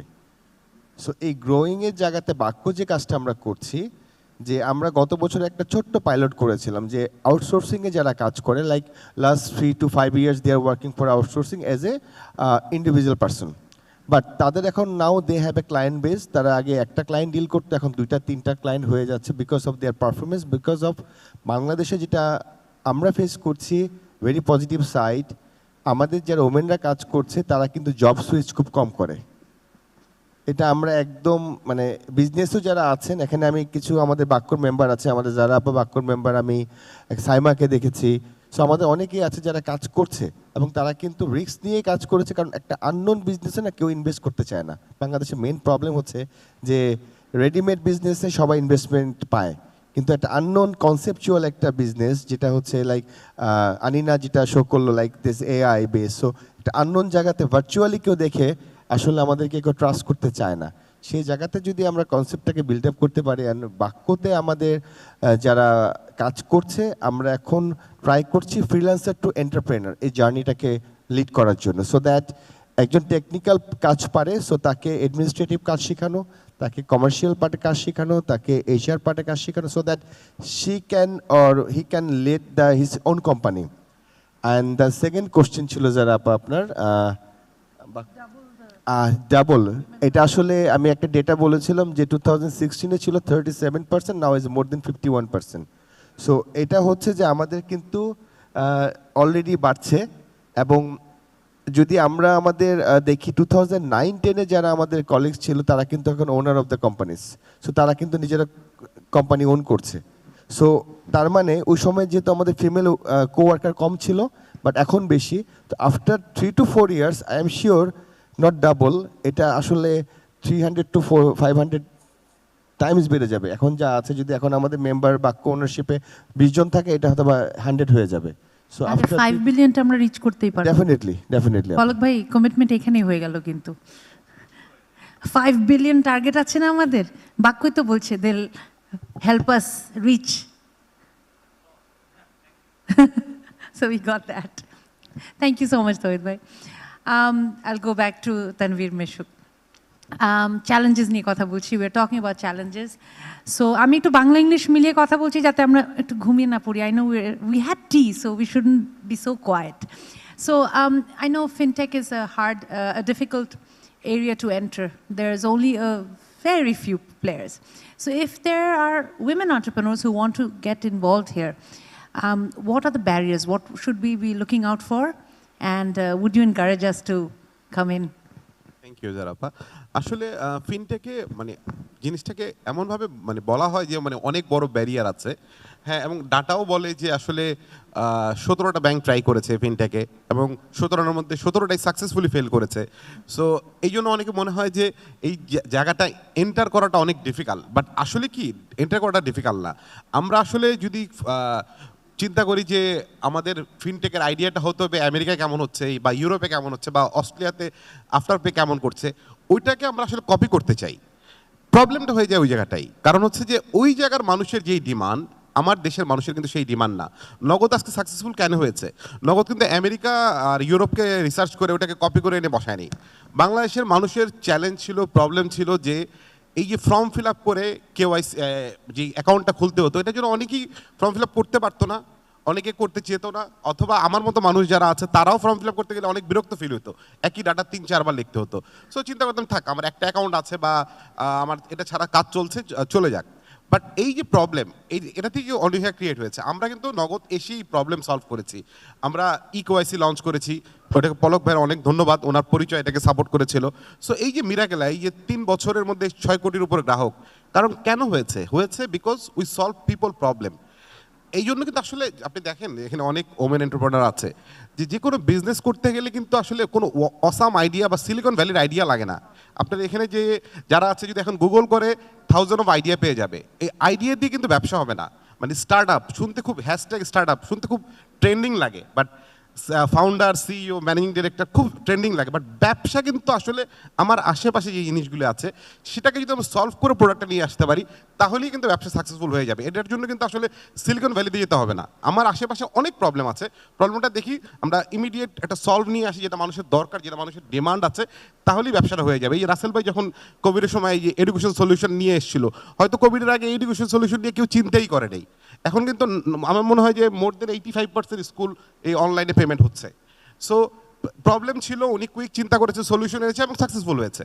সো আমাদেরও আশেপাশে অনেক প্রবলেম আছে, অনেক আনঅ্যাড্রেস ইস্যু আছে, যেটা নিয়ে আমরা চিন্তা করি না। মনে করি যে এটা না করে আমরা আসলে মানে ই কমার্স বা আরও অনেক বড় হাইটেক আর্টিফিশিয়াল ইন্টেলিজেন্স নিয়ে কাজ করবো, ডেফিনেটলি আমরা করব। বাট ব্যবসায় আগে সাকসেসফুল হতে হলে আসলে আমাদের যেটা আশেপাশের প্রবলেম, যেটাকে আমরা সলভ করতে পারবো, আমার যেটা ক্যাপাসিটি আছে সেটাকেই ফোকাস করে আসলে ব্যবসায় যাওয়া উচিত আমি বলে মনে করি। আর লাস্ট একটা কথা বলে শেষ করতে যাচ্ছি, সেটা হচ্ছে যে ব্যবসায় একটা কথা সবসময় বলা হয় যে নেভার গিভ আপ, এবং আমিও ছোটোবেলা থেকে কথা শুনে এসেছি এবং অনেকেই আমাকে অ্যাডভাইস করেছে যে ব্যবসায় নাকি কখনো মানে হাল ছাড়ে না। বাট আমি এই কথাটাকে আমি আমার ব্যবসায় এক্সপিরিয়েন্স থেকে প্রুফ পেয়েছি এই কথাটা সম্পূর্ণ মিথ্যে কথা। আমি জাস্ট একটা যদি এক্সাম্পল দেই, যে ধরেন এই যে এই ওয়ালটা আছে, এই ওয়ালটার মধ্যে যদি আমি এখন একটা ব্রেক মারতে বলি ওয়াসিমকে, ওয়াসিম ট্রাই করেই যাচ্ছে, কিন্তু হয়তো এই ওয়ালের পিছনে একটা বিম আছে, ব্রেক ঢুকবেই না, ব্রেক ব্যাকা হয়ে যাবে। সো ব্যবসায়ী কী করবে, ওই ওয়ালটা চেঞ্জ করে পাশের ওয়ালে মারবে, সে ডিফারেন্টলি চিন্তা করে ওই জায়গায় মারবে। আর যে মানে ওইভাবে চিন্তা করতে না পারে সে কিন্তু ওই জায়গায় ব্রেক মারতেই থাকবে। সো নেভার গিভ আপ মানে এইটা না যে ট্রাই করতেই থাকেন, বুদ্ধিমানের মতো ট্রাই করেন। ধন্যবাদ। Thank you so much. So it's not about working hard or just going on working, it's about working smart. Thank you so much. Tanvir মিশুক, এখন একটু শমী আপার কাছে যাই। শমী আপা চ্যালেঞ্জ নিয়ে কথা বলতে চাচ্ছিলেন, আমাকে সিগন্যালও করলেন তখন। So please, the floor is years. তো অনেক কিছুই আছে চ্যালেঞ্জ, কিন্তু সোশ্যাল চ্যালেঞ্জ আছে, ইকোনমিক চ্যালেঞ্জ আছে, পলিটিক্যাল চ্যালেঞ্জ আছে, পারিবারিক চ্যালেঞ্জ আছে, মেয়েদের চ্যালেঞ্জের শেষ নেই। কিন্তু চ্যালেঞ্জের কথা বলার আগে আমি সবার কাছে, এখানে যেহেতু রাসেল ভাই বলেছেন এখানে সবাই আমি দেখলাম যে উইমেন এন্টারপ্রেনার, আমাকে একটু বলেন আপনাদের সবার কি ট্রেড লাইসেন্স আছে? সবার ট্রেড লাইসেন্স আছে? আচ্ছা, এইটা আমি যদি শুধু if I put my finger on the right pulse মেয়েদের জন্য, specially in the digital commerce, সেখানে ট্রেড লাইসেন্সের একটা বড় চ্যালেঞ্জ ছিল। যেই জায়গাটা অলরেডি আমি আমার একটু আগে কথা বলার সময় আমি মেনশন করিনি, সেটা এই কোভিডের সময় it was a big learning. So e commerce association, ICT মন্ত্রণালয় এবং পলক ভাই, এগেন আপনাকে সবাই মিলে আমরা থ্যাঙ্কস দিচ্ছি, কারণ আপনার কাছ থেকেই কিন্তু আইডিয়াগুলো এসছিল যে, এবং বাণিজ্য মন্ত্রণালয় মিলে ফেসবুক কমার্সে যারা ব্যবসা করছে তাদেরকে একটা ইউনিক বিজনেস আইডি দেওয়া হয়েছিল। কারণ ট্রেড লাইসেন্স অনেক মেয়েরা করতে পারে না, কারণ ট্রেড লাইসেন্সের আবার কিছু ক্যাটাগরি থাকে। এইখানে আমার কাছে মনে হয়েছে যে এই ইনফরমেশনটা আপনাদের জন্য শেয়ার করা খুব দরকার। এখানে আমি বেশিরভাগ মেয়েদেরকে দেখেছি ফেস করতে with the trade licence. So there is an answer and the solution which is DBID. Facebook commerce যারা করছেন, এটা এখনও পাইলটিং ফেজে আছে। এটুআই থেকে ব্যাকবোনটা তৈরি করে দিয়েছে, এটা আরজেসির কাছে আছে এবং ই কমার্স অ্যাসোসিয়েশন থেকে আমরা কানেক্টেড আছি। এটা যখন স্কেল আপ হবে তখন শুধুমাত্র ডিবিআইডি দিয়েই আপনি ব্যাংকিং একেবারে প্রফেশনাল ব্যাংকিং সিস্টেমের মধ্যে ঢুকতে পারবেন, লোনিং সিস্টেমে ঢুকতে পারবেন। সেটা এখনও পাইলটিং ফেজে আছে। এটা একটা চ্যালেঞ্জ ছিল যেটা মিটিগেট করেছে। সেকেন্ড চ্যালেঞ্জ, আমি তো বলেছি অনেক চ্যালেঞ্জ আছে। সেকেন্ড যেই কথাটা আমি বলতে চাই, একটু রুবাবা তার প্রেজেন্টেশনে বলেছে, আমি মনে করি soft skill is very important for women entrepreneurs. এই জায়গাটায় we need to continuously work on. Digital literacy, fintech literacy তো আছেই। থার্ড যে পয়েন্টটা বলতে চাই, রাসেল ভাই অ্যাড্রেস করেছে যে পরিবারের অ্যাওয়ারনেস। একটা মেয়ের পারিবারিক চ্যালেঞ্জ থাকে, সোশ্যাল চ্যালেঞ্জ থাকে, পলিটিক্যাল চ্যালেঞ্জ থাকে, অর্থনৈতিক চ্যালেঞ্জ থাকে, কিন্তু একটা মেয়ে যখন তার পারিবারিক চ্যালেঞ্জটাকে কাটিয়ে উঠে তখন কিন্তু সে অনেক ধাপ এগিয়ে যায়। সো ওই পারিবারিক চ্যালেঞ্জের জায়গায় মেয়েদের আমি মনে করি যে যদি খুব strongly with firmness and stick to your idea, stick to yourself, believe in yourself, এই বিষয়টা যদি থাকে, পারিবারিক চ্যালেঞ্জটা যদি একজন কেউ মিটিগেট করতে পারে, আমি মনে করি একটি মেয়ে অনেক পথ অলরেডি এগিয়ে গেছে। That will help her to fight social challenges and financial challenges আর other challenges. Thank you. Thank you so much সৌমিয়াপা, এক্সট্রিমলি ওয়েল পুট। আমাদেরকে অ্যাসার্টিভ হতে হবে উইদাউট বিং aggressive, because মহিলারা অ্যাসার্টিভ হলে আবার আমাদেরকে অনেক অ্যাডজেক্টিভসও দেওয়া হয়, তাই না? She is not a boss but she is a certain other thing. So the thing is, সৌমিয়াপা যে কথাটা বললেন, এখানে কিন্তু আমরা we have already come to a stage after being raised by our parents and our in-laws and our families. হ্যাঁ, collective upbringing হয়তো বাংলাদেশে আমাদের, and then we are told এই যে সফট স্কিল, সৌমিয়াপা যেটা মেনশন করলেন, দ্যাট উই আর টোল্ড যে আমাদের সফট স্কিল ইম্প্রুভমেন্ট লাগবে। আরে বাবা, আমাদেরকে ছোটোবেলার থেকে 18 বছর বয়স পর্যন্ত বলা হয়েছে কারোর দিকে স্মাইল করবা না, কারোর দিকে তাকাবা না, চোখে চোখ রেখে কথা বলতে পারবা না, তুমি মেয়ে, তুমি ফরওয়ার্ড গিয়ে you can't say hello to anybody, you will seem different. And now we are being told to break all the barriers and do business and become entrepreneurs and break the glass ceiling. So we raise our children in glass cages and then we tell them to break the glass ceilings when they're at work. So it's very difficult. এটা আমাকে আমার call সেন্টারে যখন আমি train করতাম মেয়েদেরকে, ওরা বলতো আপা হাসতে বলেন, সারা জীবন আমাদেরকে না করা হলো হাসতে। সো এটা আমাদের মাথায় রাখতে হবে, এন্টারপ্রেনারদেরকে মাথায় রাখতে হবে। when we're raising our children, সমতা থাকতে হবে। The rules cannot be different for my boy and my girl. It has to be the same for all our children. So, having said that, I get a little passionate when we talk about these things. Russell Bhai, we will go back to basis a little bit. I know that there are lots of software developers, lots of women working in IT. What is Basis's role in helping us mitigate challenges and focusing or enabling women a little further? আরেকবার বলবেন প্রশ্নটা? Basis's রোলটা কি in helping women entrepreneurs and enabling them? Thank you very much. আপনার জেনে ভালো লাগবে, basis এমন একটা অর্গানাইজেশন, এটা এতগুলা মাল্টি ডাইভার্স ডোমেইন নিয়ে কাজ করে। আমাদের যেরকম এড টেকে কাজ করতে হয়, ই কমার্সে কাজ করতে হয়, হেলথ টেকে কাজ করতে হয়, আমাদের মেম্বাররা ই গভর্নেন্সে কাজ করেন, আমাদের মেম্বাররা ইন্টারন্যাশনাল মার্কেটে কাজ করেন, লোকাল মার্কেটে কাজ করেন, যার কারণে 11 জন ইসির বাইরেও আমাদের প্রায় 26টা স্ট্যান্ডিং কমিটি। সো সব ধরনের জায়গায় মনোযোগ দিতে হয়। So and we have 7 forums. The difference between, আমি এই কথাটা এই জন্য বললাম যে স্ট্যান্ডিং কমিটির মেম্বার হতে হলে they have to be member of BASIS, কিন্তু আমাদের কিছু কিছু জায়গা আছে যখন আমাদের বেসিসের বাইরের লোকজনকে অনবোর্ড করতে হয়, তখন আমরা ফোরামটা করি। বেসিসের ওয়েমেনদের নিয়ে একটা স্ট্যান্ডিং কমিটি আছে এবং একটা ফোরাম আছে। তা সো দ্যাট সেইজ যে বেসিস কী পরিমাণ কাজ করে ওয়েমেন এন্টারপ্রেনারশিপকে এনকারেজ করার জন্য। Sorry. So we have one standing committee called Women in IT, and we have Women in IT forum. এবং আপনারা এই রুমের অনেকেই হয়তো জানেন যে we have a women award, যেটাকে এইবার আমরা নাম দিয়েছি লুনা শামসুদ্দোহা অ্যাওয়ার্ড, যেখানে আমরা শুধুমাত্র আইটি না, আইটির বাইরের ওয়েমেন এন্টারপ্রেনারদেরকেও কিন্তু আমরা অ্যাওয়ার্ড করি। So these are things at the same time আমাদের কন্টিনিউয়াসলি সারা বছর জুড়েই এই দুইটা কমিটি, একটা standing committee in women and the women in IT forum, দুইটা কমিটি কিন্তু নন স্টপ বিভিন্ন রকমের ওয়ার্কশপস অ্যান্ড সেমিনার্স অর্গানাইজ করেই যায় for both women entrepreneurs and the women professionals.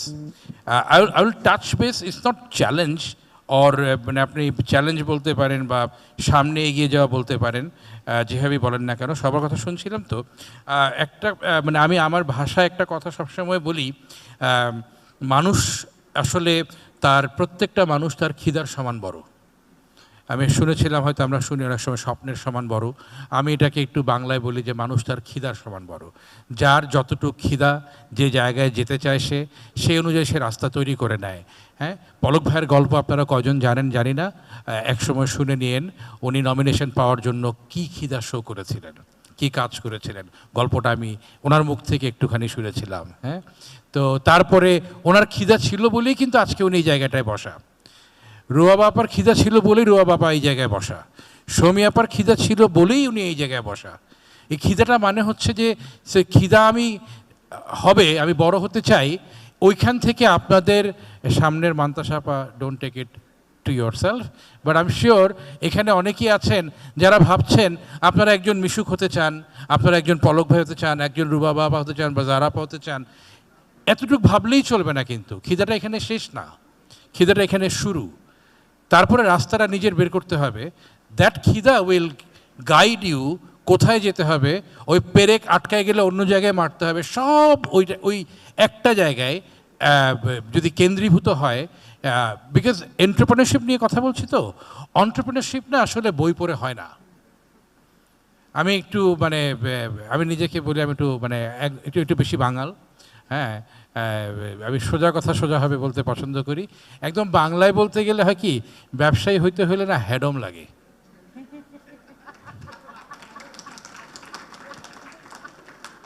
ব্যবসায়ী আসলে বই পড়ে শেখায়, ওয়ার্কশপ করায়। বাবা, ওয়ার্কশপ করায় আকিজ হয় নাই, ওয়ার্কশপ করায় লতিফুর রহমান হয় নাই, ওয়ার্কশপ করায় স্যামসনের চৌধুরী হয় নাই, ওয়ার্কশপ করায় তানভীর মিশুকও হয় নাই, ওয়াসিম আলিমও হয় নাই, কেউ হয় নাই। সো ওয়ার্কশপ করে এগুলো হয় না। প্রথমত ব্যবসায়ী হয়ে গেলে আপনি এবার আপনার খিদা তৈরি করেন। আপনি রুবাবার মতো একজন টপ নচ এক্সিকিউটিভ হবেন, কর্পোরেট এক্সিকিউটিভ হবেন, নাকি আপনি একজন পলিটিশিয়ান হবেন। আপনার খিদা হতে পারে আপনি প্রধানমন্ত্রী হবেন না, স্পিকার হবেন না, মেম্বার অফ পার্লামেন্ট হবেন, and accordingly you choose your path. তখন সব রাস্তা তৈরি হয়ে যায় এবং খিদার পেছনে drive. So challenge, coming back to this a solution, খিদা থাকতে হবে। চ্যালেঞ্জ হচ্ছে আমার দেশের মেয়েদের মধ্যে খিদাটা একটু কম দেখি আমরা। এই চ্যালেঞ্জটা বাড়ানোর জন্য প্রথমবার বলেছি অ্যাওয়ারনেস। আমরা অনেক সময় শুনি খিদা আছে পরিবার দেয় না, খিদা আছে জামাই দেয় না, খিদা আছে ছেলে মেয়ে সামলাইতে হবে। No, no one, nothing should stop your hunger. You will do wonder. বাংলাদেশের মেয়েরা সারা দুনিয়া ফাটায় ফেলার ক্ষমতা রাখে। Thank you so very much. Thank you.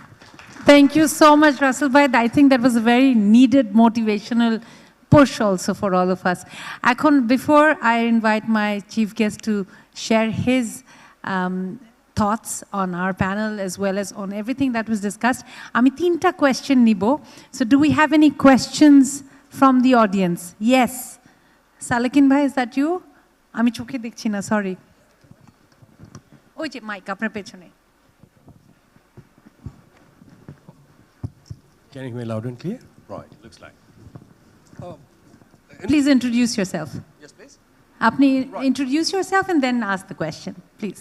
আমার নাম সিরাজুস সালেকিন। আমি বাংলাদেশে নতুন ফেরত এসেছি, back from Australia after 15 years, এবং আমি অনেক কিছু জানি না। I'm learning a lot. তো মাইকটা কাছে রাখেন। That was one of my bad habits. আমি একটা just to in preparation for attending this, I mean আমি একটু ইংরেজিতেই বলি, বিকজ আমি ওখানে অস্ট্রেলিয়াতে ছাত্র পড়াতে হয় online. What else digital Bangladesh you want. আমি সকাল বিকাল ঢাকায় বসে আমি ঢাকায় বসে আমি রেমিটেন্স প্রোভাইডার, আলহামদুলিল্লাহ। What else we want. Anyway, আমি একটু I've been looking through some of the studies published. I'm very happy to পলক ভাইকে হরদম চিনি, অনলাইন চিনি, ফলোয়ার, কিন্তু আজকে প্রথম দেখে খুব খুশি। বাকিদের rest of all of you এবং অডিয়েন্সের অনেকেই আমি মাইকটা কাছে রাখেন প্লিজ, শুনতে পাচ্ছি না। অডিয়েন্সের অনেককে আমি খুব ভালো চিনি। আপনাদের সবাইকে আমি চিনি, জানি। মন্ত্রী মহোদয় পলক ভাইয়াকে আজকে থেকে খুব ভালো লাগছে, because I wanted to meet him. তো রিসার্চ পাবলিশ হয়েছে back in 2015, British Council and University of Sussex together. ওরা সাউথ এশিয়ার most of the countries including Bangladesh নিয়ে যে রিসার্চ করে পাবলিশ হয়েছে, সেটাতে 5-6 পয়েন্টস আছে, আমি সবগুলোতে যাব না। 1, gender is often an absent category of analysis in the higher education policy. But যে রিসার্চটা কথা বলছি, এটা related to higher education. Probably we don't have it yet somewhere. আমি বাইরের বিলবোর্ডগুলোতে দেখিনি। Anyway, I'm not trying to criticize anybody. Men domain society looks for quality rather than equality. absence of gender disaggregated statistics, এটাও আরেকটা, এবং statistics, if available, provide no evidence of any linear trends in the gender distribution of academic staff in higher education or academic leadership. তো এগুলো বলার মানেটা হচ্ছে যদিও lot of solutions আছে. The other point I like to add on is Asian Development Bank and ILO এনারা back in 2016 আরেকটা publish করেছেন, সেটা হচ্ছে বাংলাদেশ লুকিং বিয়ন্ড গার্মেন্টস, এবং এটা টপিকটা আসছে এমপ্লয়মেন্ট ডায়াগনস্টিক স্টাডি. তো এখানে ওনারা TVET, which is technical and vocational educationকে হাইলাইট করতে চেয়েছেন. Probably we don't need a PhD to do a VET and diplomas. তো আমি অস্ট্রেলিয়া থেকে after I came back from Australia, 2020 I got enlisted with IDEA project, Bangladesh ICT division. Thanks God, alhamdulillah. Thank to Bangabandhu that he brought. Salikin Bhai, I'm so sorry. Do you have a question? Not I'm really. so I'm sorry. just adding up some points. These days, probably we talk about ideas, not necessarily questions, maybe. The thing is, we are running a little short on time. It's already 6:30, so we're addressing just one or two questions from the audience. But thank you so much for your points. Not a problem at all. But I'm here back home. thank you so much. We need people like you to come back home, and we really appreciate it. If we could have a round of applause for Salikin Bhai, please. Thank you very much. Thank you. Do we have any more questions? Yes, please. Thank you, Salikin Bhai. Audible? Hi. Yeah. Please Yeah. introduce yourself Hi. and Sure. then ask us the question. I am Ashraf. I am co-founder of Durjoy DSS. We are building retail stores in Bangladesh, and we are a startup of the ICT Ministry Idea project as well. So I have two questions. One of the questions is to our Honorable Minister of State. That is, আমরা যে women centric or even men centric একটা নতুন startup জগতে নতুন কিছু ধরনের business model আমরা build করছি, এই যে বিজনেস মডেলে we need a lots of registration, like ma'am was saying trade লাইসেন্সের ব্যাপারে, we recently very soon did our VAT licence, we had to do TIN licence. So এই লাইসেন্সিংগুলো করার ক্ষেত্রে দেখা যায় যে we have to deal with a lots of government officers. তো ওনাদের কি নতুন কোনো introduction হচ্ছে কিনা বা কোনো ট্রেনিং ফ্যাসিলিটিস হচ্ছে কিনা, so that they get introduced with this kind of companies and they become ease on us and that becomes a good two-way communication. এরকম কিছু ফ্যাসিলিটি কি আমরা প্রোভাইড করছি কিনা? ওকে, আপনি কি এখন বলবেন না ওখানে একবারে? আচ্ছা, থ্যাংক ইউ সো মাচ। এখনই বলি, কারণ করোনা তো মোটামুটি সবারই একবার করে হয়ে গেছে, সো আমারও হয়েছে, সো মেমোরি লস অনেক সময় হয়ে যায়, তো ভুলে যেতে পারি, অতএব এখনই উত্তরটা করে দিই। এখানে আমরা একটা প্রপোজাল দিয়েছি স্টার্ট আপ ডেস্ক করার জন্য Bangladesh bank, commerce ministry, BIDA, সব জায়গায়, যাতে আমাদের স্টার্ট আপরা যারা নতুন ব্যবসা শুরু করছে তারা যাতে তাদের এই বিজনেস কেসগুলো সহজে বোঝাতে পারে এবং স্ব মন্ত্রণালয় কিংবা রেগুলেটর কিংবা যারা লাইসেন্সি অথরিটিস তারা যাতে এই স্টার্ট আপদের যে বিজনেস কেস বা তাদের যে ইনোভেটিভ সলিউশন প্রোডাক্ট এগুলো বুঝে তাদেরকে যাতে সহযোগিতা করতে পারে, তার জন্য আমরা মাননীয় আইসিটি অ্যাডভাইজার মহোদয়ের কাছ থেকে আমরা গাইডেন্স পেয়েছি। আমরা স্টার্ট আপ পলিসি তৈরি করছি, সেই পলিসির আওতায় বেশ কিছু গাইডলাইন্স থাকবে যাতে করে প্রত্যেকটা মিনিস্ট্রিতে, প্রত্যেকটা রেগুলেটরি বডিতে এবং লাইসেন্সি অথরিটিতে একটা করে ছোট স্টার্ট আপ ডেস্ক থাকবে, যাতে তারা দ্রুত গিয়ে সেবাটা পায় এবং গভর্নমেন্ট প্রকিউরমেন্টেও যাতে এক্সপিরিয়েন্স বা রিটার্ন যেগুলো পূর্ব অভিজ্ঞতাগুলো প্রয়োজন হয় সেটা স্টার্ট আপদের জন্য যাতে বিশেষ সুযোগটা দেওয়া হয়। এটা আমি আশ্বস্ত করছি, অল্প দিনের মধ্যে স্টার্ট আপ পলিসিটা আমরা ক্যাবিনেটে উপস্থাপন করব। Thank you so much, Palak Bhai. Thank you for your question. You had another question, or should we go to someone else? Okay, there's quite a few questions. We have time for only one more. I'm so sorry. Ashin, হ্যাঁ আপনি in the green. মাইকটা দেন ওনাকে। হ্যাঁ মাইকটা নিয়ে যান। ও আপনি question করছেন? We will come back to you. I'm so sorry. Go ahead. আসসালামু আলাইকুম। Let me use my self. আমি আসলে খুব নার্ভাস ফিল করছি। আমি Relax. যশোর থেকে এসেছি, যশোর জেলা ঝিকরগাছা উপজেলা থেকে। এখানে আমাদের একটা ছোট্ট ফেসবুক গ্রুপ আছে যেটার নাম হচ্ছে ঝিকরগাছা নারী উদ্যোক্তা আপনি একটা কাজ সংগঠন। করেন, আপনি তো নার্ভাস ফিল করছেন তাই না? জি স্যার। তো আপনার নার্ভাসনেস কাটায় ওঠার জন্য আপনি মঞ্চে মঞ্চে আসেন, আমি একই জিনিস চিন্তা করছিলাম। আসেন আসেন আসেন আসেন। Thank you so much sir. Podium use করেন, সাহস করে নার্ভাসনেসটাকে নিচে ফেলে মঞ্চে আসেন, বলেন। আমি একটু চিন্তা করছি, পোডিয়ামে বলবেন। এটা তো হ্যালো, আচ্ছা আমি যান বলেন। Thank you so much sir আমাকে স্টেজে ডাকার জন্য। আসলে অনেক নার্ভাসনেস থেকেই আসলে সাহসটা তৈরি হয়। আমার সংগঠনের উদ্যোক্তাদেরকে প্রথম যে কথাটা আমি শিখাই সেটা হচ্ছে ভয়কে জয় করো। আমার খুব ছোট্ট একটা সংগঠন যেটা যশোর জেলার ঝিকরগাছা উপজেলায়, এইটা তৃণমূল পর্যায়ে। আমরা এখানে অনেক অনেক অনেক উদ্যোক্তা আছি, আমাদের উদ্যোগের অনেক অনেক মাধ্যম আছে, কিন্তু আমরা যাদের কাজগুলো ব্যবহার করে আজ উদ্যোক্তা হয়েছি তাদেরকে নিয়ে কাজ আমার। আমি কাজ করি তৃণমূল পর্যায়ে সেই সকল মহিলাদেরকে নিয়ে যারা হাতে তৈরি হস্তশিল্প, নকশিকাঁথা, এগুলো তো আমরা এনে উদ্যোক্তা হই, আমরা সেল করি, কিন্তু এগুলো নিয়ে যারা কাজ করে আমি তাদেরকে সেলার বানাই।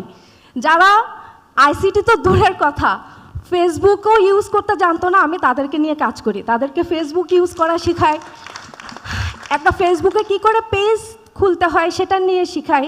কিন্তু ওই একটা জায়গাতে গিয়ে আমরা আটকে যাই, ফ্যামিলিজ ইস্যু। ম্যাম, আজকের একটা তথ্য এখানে এসে আপনার মাধ্যমে জানতে পারলাম যে ট্রেড লাইসেন্স তৈরি করাটা আমাদের জন্য একটা বড় একটা ইস্যুস ছিল, আপনি সেটা সলভটা বলে দিলেন, অনেক ধন্যবাদ আপনাকে। তো আজকে এসেছি আর একটা প্রশ্ন করার জন্য যে স্যার, আমাদের তৃণমূল পর্যায়ে মেয়েদের জন্য যে আমরা যারা উদ্যোক্তা হয়ে কাজ করছি এদের জন্য কোনো বিশেষ ট্রেনিংয়ের ব্যবস্থা করা যায় কি না? কারণ জেলা পর্যায়ে কোনো ট্রেনিংয়ের ব্যবস্থা আসলেও উপজেলা পর্যায়ে আমরা সেটা ভোগ করতে পারি না। এটার জন্য কি করা যায় স্যার, আপনি একটু জানালে। জি, থ্যাংক ইউ।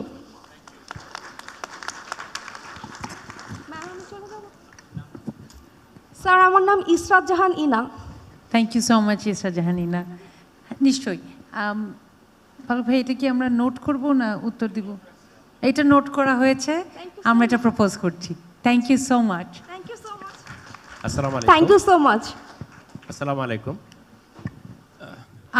ওই টেবিলে একজনকে প্রমিস করেছিলাম, আর আমাদের এখানে এসিটা একটু কমিয়ে দেন, আমাদের গল্প স্বল্প জমে উঠছে, এসিটা একটু কমিয়ে দেন না আমাদের এদিকে। আমি কি বলবো? উনাকে প্রমিস করেছিলাম, উনি বলবেন, তারপরে আপনাকে দিচ্ছি সুযোগ, ইফ ইউ ডোন্ট মাইন্ড। জি। Thank you so much. It's really an honor to be part of this great Women Entrepreneurs Summit. I feel privileged. I'm actually a barrister, a lawyer by profession. I have also recently moved from the US. I was in Virginia. I worked in California in the Bay Area. I worked for Google. And I actually made a conscious choice to move back to Bangladesh 3 months ago because of the fact that I realized the legal sector of our country is very behind. I am loving the fact that Digital Bangladesh has, I love the vision. I love the fact that we're moving forward. There's e-commerce, everything is there, but the legal sector itself has not moved one bit. And it is it's the sector that is the most reluctant to change. So I came from court today. I know I might not look like it, but I was in court today.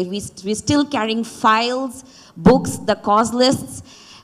It's a challenge. I think it's somehow linked with the fact that, getting a trade license, getting a VAT certificate. So if there is a plan, I know there is a plan. I have seen that there is a plan, UNDP is working with a project. But this is something I think can help everyone. Like, have something like DocuSign. We cannot sign any agreements because we need that stamp paper. It has to be signed on a physical paper. So if we could have electronic stamp paper, things would speed up. And that is, I think, what we need if we want to get Bangladesh to that digital Bangladesh vision by 2041. And this is something I want our chief guest, Honorable MP, to address if that's possible. Thank you. Okay. Honorable State Minister will address it in his speech. Okay, thank you so much. Questions addressed to the Honorable State Minister, he will answer those when he's speaking. So this is the last question. আপনি নিজেকে একটু introduce করেন and please tell us কাকে প্রশ্ন করতে। ধন্যবাদ। আসসালামু আলাইকুম, শুভ সন্ধ্যা। আমরা ময়মনসিং থেকে আসছি, তিনজন উদ্যোক্তা। সকালবেলা একজন আছে জিনিয়া আর একজন হলো এই তিনজন। Welcome, thank you. আমরা খুব কম সময় মাঝে মাঝে দু একটা এরকম অনুষ্ঠানে আমরা দাওয়াত পাই বা আসি, কিন্তু ময়মনসিংহের কথাই বলতেছি যে এখানে অনেক উদ্যোক্তা আছে, তারা আসলে এরকম একটা ভালো একটা অনুষ্ঠান তারা আসলে পায় না। এই ঢাকাতে প্রায় প্রতিদিনই একটা দুইটা তিনটা অনুষ্ঠানে আপনারা যান।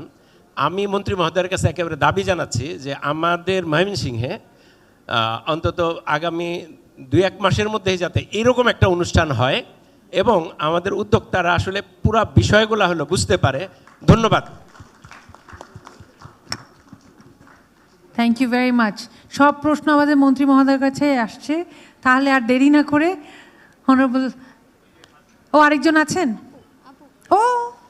Yes, Nusrat please. আপনি চারজন আমরা নিব, আপনার সময় আছে? আপনার সময় থাকলে আমাদের সবার সময় আছে। ওই মেয়েটা স্কুটি চালায়। আচ্ছা, যাদের যাদের প্রশ্ন আছে আপনারা একটু সামনে চলে আসেন। 1 2 3 4 জনকে আমি দেখতে পাচ্ছি। নুসরাত, আপনি শুরু করেন। Okay, hi, good evening. Microphone পাঠিয়ে দিই। সরি নুসরাত। যারা প্রশ্ন করবেন ওনারা মাইক্রোফোন নিয়ে রেডি থাকেন। জি, Nusrat, please carry on. Hello, good evening. My name is Nusra Jahan. I'm a fashion designer and a former radio jockey. Actually, it's a question. The thing is that to our state minister also, and I want to add up something. Miss আমাদের যিনি foreign delegate আছেন from Hong Kong, উনিও বললেন যে there is a place, time when actually there are only 2 girls in a class in computer science. So still now there is a male dominating community, it's going on. My question is that যদিও Shomika sir man বললেন যে there is a business identification number will be there and it will give our access to finance in a very well way, but still now it's not on there. এবং আমি তার আগে একটু thank you দিতে চাই আমাদের মাননীয় প্রধানমন্ত্রী এবং আইসিটি মিনিস্টারকে, কারণ স্মার্ট নারী উদ্যোক্তার যে 50,000 টাকার অনুদান দেওয়া হচ্ছে তার মধ্যে আমিও একজন পেয়েছি। Thank you very much. এবং যেটা হচ্ছে যে এইটা খুবই তৃণমূল পর্যায়ে এমন একটা অ্যামাউন্ট, যে অ্যামাউন্ট দিয়ে হয়তো আইডিয়া স্টেজটাকে কোনোভাবে একটু প্রোটোটাইপ বা পাইলটে নেওয়া যায়। In startup stage, there is so many other stages, idea to prototype, then pilot, then growth stage. For a sake, there is so many entrepreneurs in this room also. They are stuck in growth stage. They have a very good ROI, but they don't know how to prepare it and give a proper presentation in front of angel investor or venture capital. The thing is that right now in Bangladesh, everybody is talking about ICT. No offense to that. Idea project and ICT, there can only people go who have app or software-based any kind of work. But if there is only F-commerce or I am doing business through Facebook page inbox, then actually there is access is very, very much limited. Whether if we go to bank also not giving me any credibility. So for women who are only operating through Facebook or have a little bit of less digital literacy, where they will go? Is there any planning to our government to do some kind of other funding or any kind of crowdfunding where women can seek specially to the angel investors, to the venture capitalists with a proper presentation, ROI, return of investment and everything? Because there is so many women, they can provide it, but they don't know where to get, they go and they get it. Thank you very much. Very good question. Thank you, Nusrat. We will... Ji? Nusrat. Good evening. Can I have my question? I can't see you. There you go. Hi. Okay, I am Zarin Marjan Khan. আমি ই-ক্যাবের প্রতিনিধিত্ব করছি। আমি ই-ক্যাবের women entrepreneur ফোরামের vice president হিসেবে এখানে আছি। তো আমি ই-ক্যাবের হয়ে দুইটা দিকে আমি আমাদের অনারেবল স্টেট মিনিস্টারের দৃষ্টি আকর্ষণ করতে চাই। আমি বিজনেসের পাশাপাশি আমি গত 13 ইয়ার্স ধরে আমি রিয়েল এস্টেট সেক্টরে জব করছি। রিয়েল এস্টেট সেক্টরে আমরা জানি যে রিহ্যাব একটা খুব গুরুত্বপূর্ণ ভূমিকা পালন করছে, এবং আমরা যখন অ্যাপার্টমেন্ট কিনি বা ল্যান্ডস কিনি আমরা সবার আগে দেখি যে সে কোম্পানিটা হচ্ছে রিহ্যাবের একজন মেম্বার কিনা। তো আমাদের এইখানে যেটা হয়েছে যে রাসেল ভাইয়ের কথা থেকে আরও বিভিন্ন জায়গা থেকে যেটা আসলো যে উইমেন এন্টারপ্রেনাররা আসছে, কিন্তু এখনও আমাদের প্রথম বাধা হচ্ছে ফ্যামিলি। তো এখন কমার্সটা যখন শুরু হয়েছে আমরা কিন্তু ফ্যামিলি থেকে কিছু কিছু সাপোর্ট পাচ্ছি, কারণ যখন আমি বেশিরভাগ সময়টা আমার ঘরে বসে বিজনেসটা করতে পারছি। কিন্তু এই আমাদের উইমেনদেরকে আসলে গাইড করছে কারা?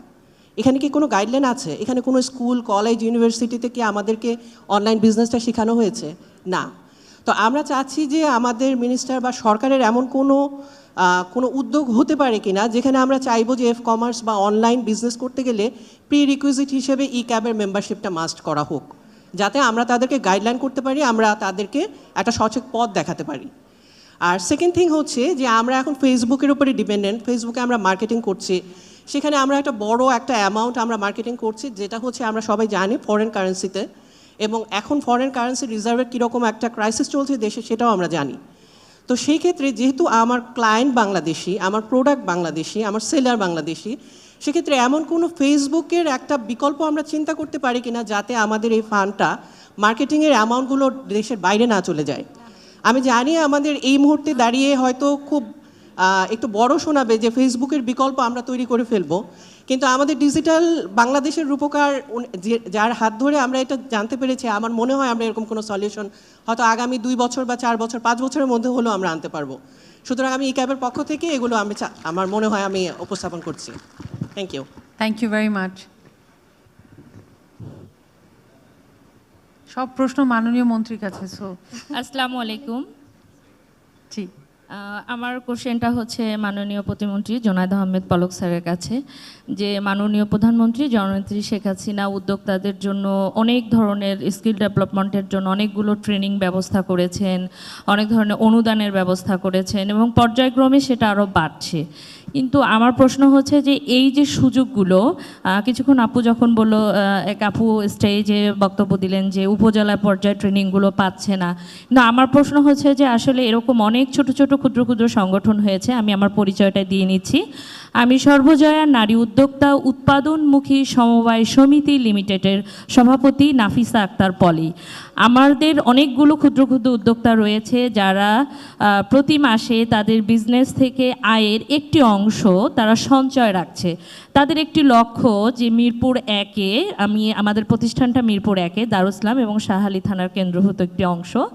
তো এইখানে যদি সরকারি কোনো জায়গার ব্যবস্থা করা হয়, সেখানে যেহেতু সমবায়ী মার্কেট সারা বাংলাদেশের মধ্যে ঢাকায় সবচেয়ে বেশি, তো সেখানে যদি নারী উদ্যোক্তাদের একটি শপিং কমপ্লেক্স করা হয়, আমার মনে হয় যে নারী উদ্যোক্তারা প্রত্যেকেই চায় যে আমার নিজস্ব একটি সত্তা তৈরি হোক, প্রত্যেকের উদ্যোগ তার সন্তানের মতো। তো আমাদের যদি একটা আউটলেট হয়, গত বছর আমাদের একটি বর্ষপূর্তি প্রোগ্রাম হয়েছিল, সেখানে মাননীয় বাণিজ্য মন্ত্রী জনাব টিপু মুন্সি এমপি স্যার ছিলেন এবং তিনি বলেছেন যদি সরকারের কোনো জায়গায় এরকম থেকে থাকে তাহলে অবশ্যই তিনি এ ব্যাপারে সুপারিশ করবেন এবং তিনি সুপারিশও করেছেন। তো আমার প্রশ্ন হচ্ছে যে উদ্যোক্তাদের এই একটা পার্ট রইল, সেটা আমি আপনার কাছেও চাইবো যে এরকম কোনো সুযোগ যদি থাকে আপনিও আমাদেরকে সহযোগিতা করবেন। আর দ্বিতীয় কোশ্চেনটা হচ্ছে যে আমরা প্রায় সময় শুনে থাকি, এটা আমরা কোনো কাউকে উদ্দেশ্য করে বা কোনো একটা প্ল্যাটফর্ম বা কোনো একটা সংগঠনকে আমরা বলতে পারি না। আমাদের কথা হচ্ছে যেহেতু প্রধানমন্ত্রী বলেছেন যে এগুলো হচ্ছে উদ্যোক্তাদের জন্য, তাহলে কোনো সংগঠন বা হচ্ছে শুধুমাত্র কোনো প্ল্যাটফর্মের জন্য না, এখানে সারা বাংলাদেশের সকল নারী উদ্যোক্তা, ক্ষুদ্র নারী উদ্যোক্তা, স্মার্ট নারী উদ্যোক্তা সকলেই এটা পার্টিসিপেট করতে পারবে। কিন্তু আমরা অনেক সময় দেখি যে আমরা হয়তো এই সুযোগগুলোই পাচ্ছি না বা আমরা জানতেও পারি না, ওই অবধি যেতেও পারি না, কিন্তু আমরা চেষ্টা করছি। আমার প্রশ্ন হলো যে মাননীয় প্রতিমন্ত্রী জনাব জোনায়েদ আহমেদ পলক স্যার, আমরা কি যারা ক্ষুদ্র ক্ষুদ্র সংগঠনগুলো করছি আপনার সাথে যোগাযোগ করলে এই যে ট্রেনিংয়ের যে বিষয়গুলো এগুলো কি আমাদের উদ্যোক্তারা পাবে কি না, বা এই যে স্মার্ট নারী উদ্যোক্তা অনুদান, যেহেতু আমাদের এরাও ক্ষুদ্র উদ্যোক্তা, এরা একদম রুট লেভেল থেকে উঠে আসছে, এদেরকে আপনি সহযোগিতা করবেন কিনা বা আপনার দ্বারগোড়ায় গেলে আমরা সহযোগিতা পাবো কিনা, যদি আপনি আমাদেরকে এটা বলতেন আমি অত্যন্ত খুশি হতাম। ধন্যবাদ সবাইকে। আসসালামু আলাইকুম। Thank you. ওয়ালাইকুম আসসালাম। আসসালামু আলাইকুম আমি barrister Rahima Haque founder and CEO Ainseba Ainseba basically tech base one stop legal service platform আমার প্রশ্ন আসলে মিনিস্টারের কাছে এবং অবশ্যই ইক্যাবের প্রেসিডেন্টের কাছেও সেটা হচ্ছে যে আমরা ফিনটেক নিয়ে শুনছি আমরা হচ্ছে ডিজিটাল লিটারেসি নিয়ে শুনছি আমার মনে হয় লিগাল লিটারেসি ইজ মাস্ট এটা নিয়ে আমরা কাজ করতে পারি কিনা কারণ DBID is a good solution for root level but আমার নারীরা ইন্টারন্যাশনালি কাজ করবে they need tax and all other things এবং আমাদের দেশে এবছর অবশ্যই আমি ধন্যবাদ দিব গভর্নমেন্টকে যে আমরা কিন্তু এখন ট্যাক্সটা অনলাইনে রিটার্ন জমা দিতে পারি but we need the literacy to submit it so এখানে যদি লিগাল কমপ্লায়েন্স লিটারেসি নিয়ে ট্রেনিং বাড়ানো যায় আমি নিজে কাজ করছি গত এক বছরে আমি 300-এর বেশি এন্টারপ্রেনারদেরকে লিগাল লিটারেসি নিয়ে কাজ করছি বাট আই থিঙ্ক গভর্নমেন্ট পর্যায়ে আসলে then we can move forward thank you wonderful আসসালামু আলাইকুম হ্যালো আসসালামু আলাইকুম ওয়ালাইকুম আসসালাম বলেন যারা আপা আমি এই পাশে হাই অনামিকা ওকে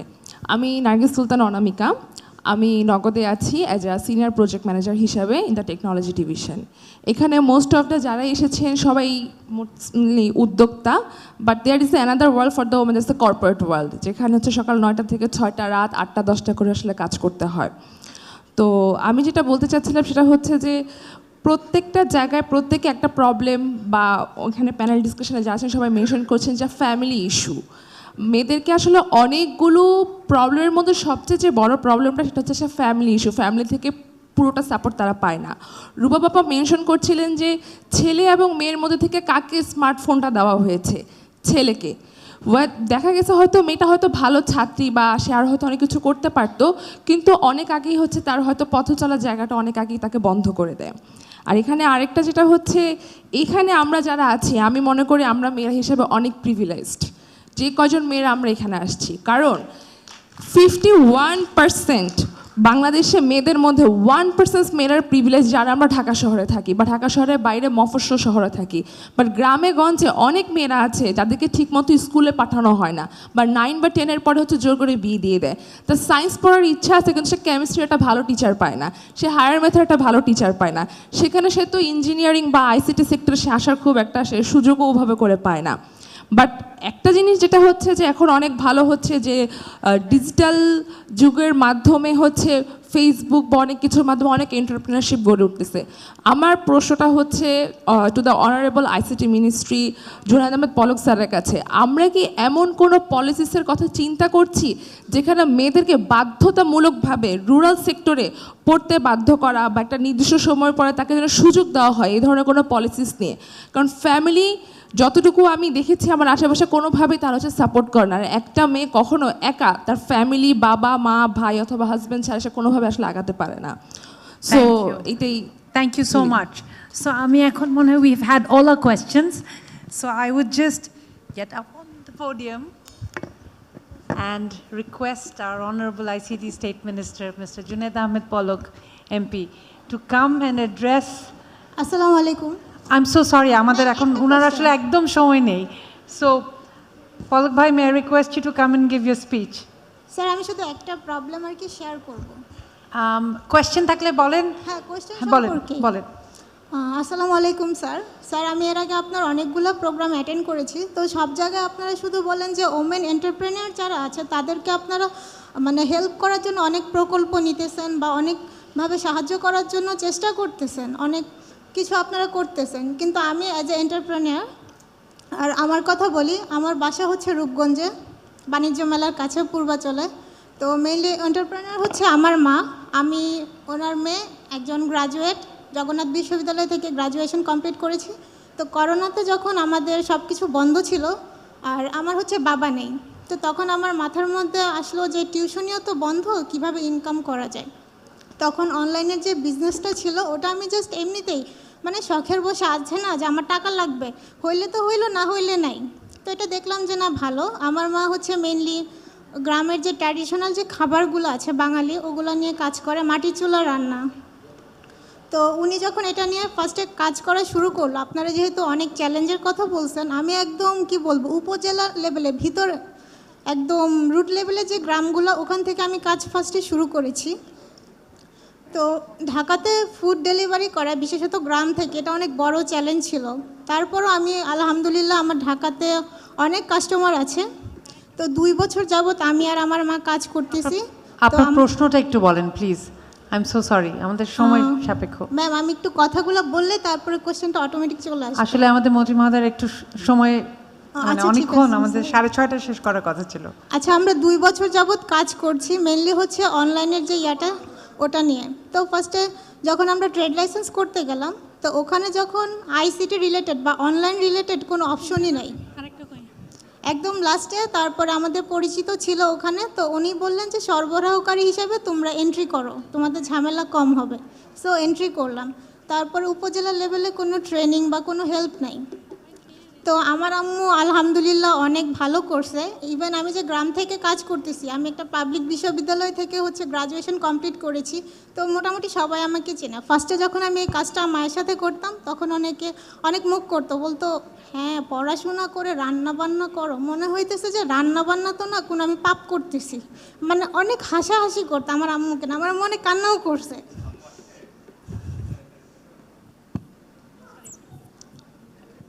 তো লাস্টে যখন এটা বলতেছে, তো তখন আমি কিছু বলি না, আমি শুধু বলছি। আর আমি হচ্ছে ছোটোবেলা থেকে একটু অন্যরকম, আমি ব্রোকেন ফ্যামিলির মেয়ে, আমার বাবা ছিল না।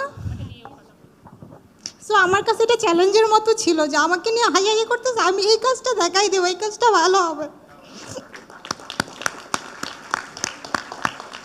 2 বছরে আমি আমার আম্মুকে এমন জায়গায় নিয়ে গেছি যে মানুষ এখন বলে আমাকে শিখাই দাও, আমি এই প্রফেশনটা নিতে চাই।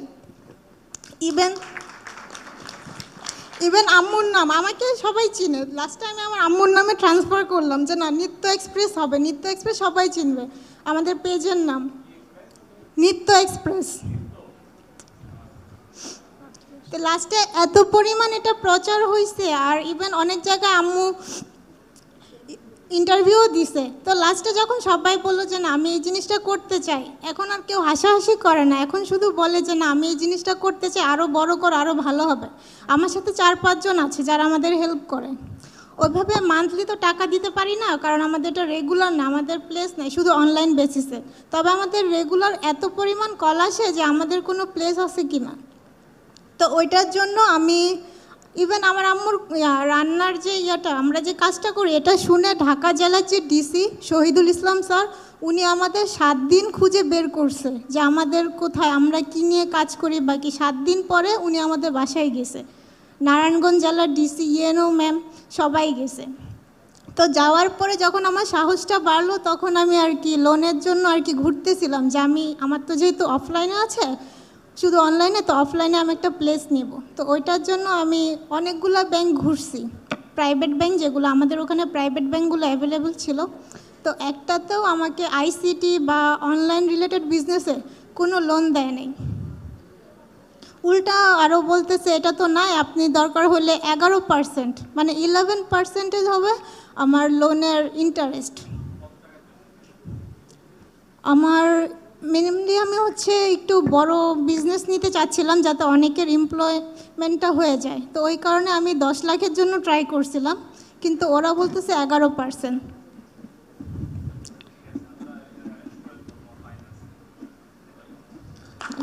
Thank you.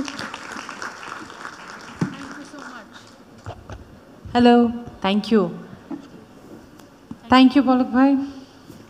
আমি আপনাকে আজকে এখন আরও 2 ঘন্টা বসে রাখলে, I know you can solve a lot of our problems, আমি জানি, but thank you so much.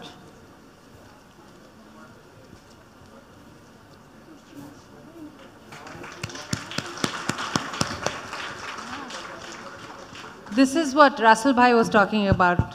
You have to go out there, ask for it, overcome the challenges, and just a demonstration of that right now. So thank you once again. Thank you so much for all your questions. A lot of the answers have been noted by our Honorable State Minister for ICT, and I take the pleasure of inviting him up to the podium to come and share his thoughts and answer many of your questions. Our Honorable ICT State Minister, Mr. Junaid Ahmed Polok. Thank you so much. অসংখ্য ধন্যবাদ জারা আপা আজকে চমৎকার মডারেশনের জন্য। এখানে আমাদের মাঝে প্যানেলে যারা আছে তাদের সবাইকে আপনারা চেনেন। বিশেষ করে আমি ধন্যবাদ জানাই ওরাকল বাংলাদেশ লিমিটেডের ম্যানেজিং ডিরেক্টর, আমাদের অত্যন্ত পছন্দের এবং আমাদের নারী উদ্যোক্তা, তরুণ উদ্যোক্তাদের জন্য রোল মডেল রুবাবা দৌলা আপা উপস্থিত আছেন, আমাদের একজন গেস্ট প্যানেলিস্ট অ্যানিনা, এবং নগদের প্রতিষ্ঠাতা সিইও তানভীর মিশুক, আমাদের প্রিয় ইক্যাবের প্রেসিডেন্ট শমী কায়সার আপা, এবং আমার শ্রদ্ধেয় বড় ভাই বেসিসের অত্যন্ত অভিজ্ঞ, যিনি এই ইন্ডাস্ট্রিতে আমার যত বয়স অভিজ্ঞতা তার থেকে বেশি, তো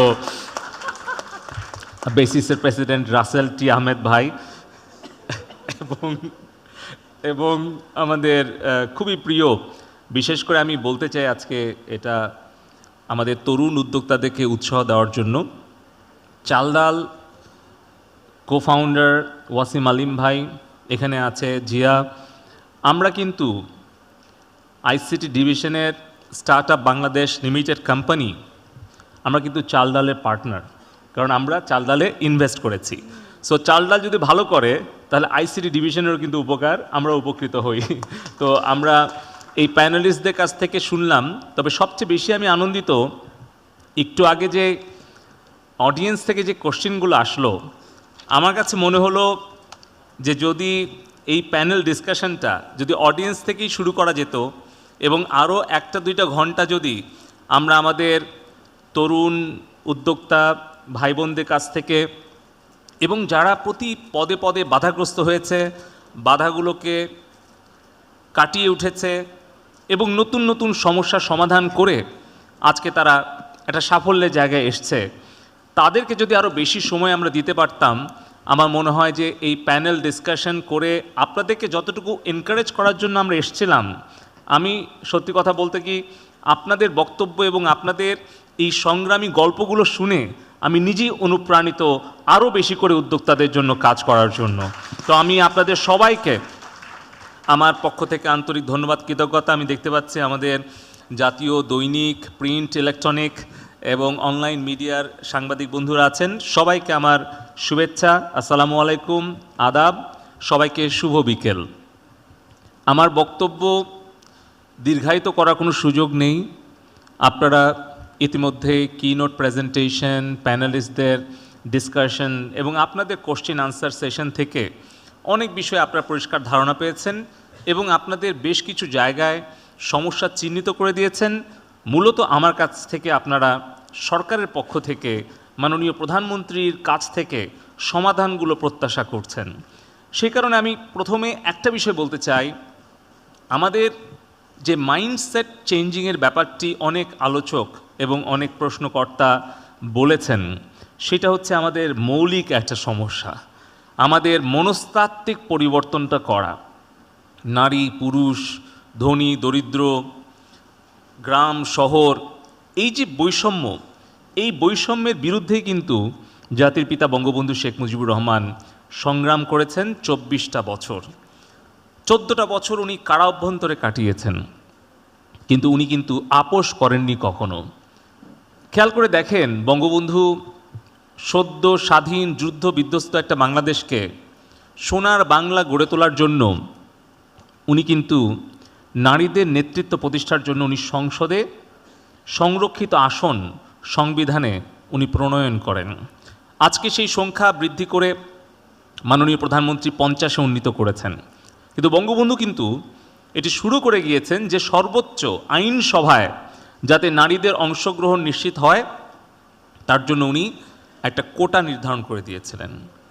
দ্বিতীয়ত, আপনারা জানেন যে মুক্তিযুদ্ধের সময়ে 30 লক্ষ শহীদ তাদের আত্মহতি দিয়েছে, 2 লক্ষ মা বোনেরা তাদের সর্বোচ্চ ত্যাগ করেছে, এবং বঙ্গবন্ধু কিন্তু তাদের বীরঙ্গনা উপাধি দিয়ে তাদেরকে বীর যোদ্ধা হিসেবে স্বীকৃতি দিয়েছেন।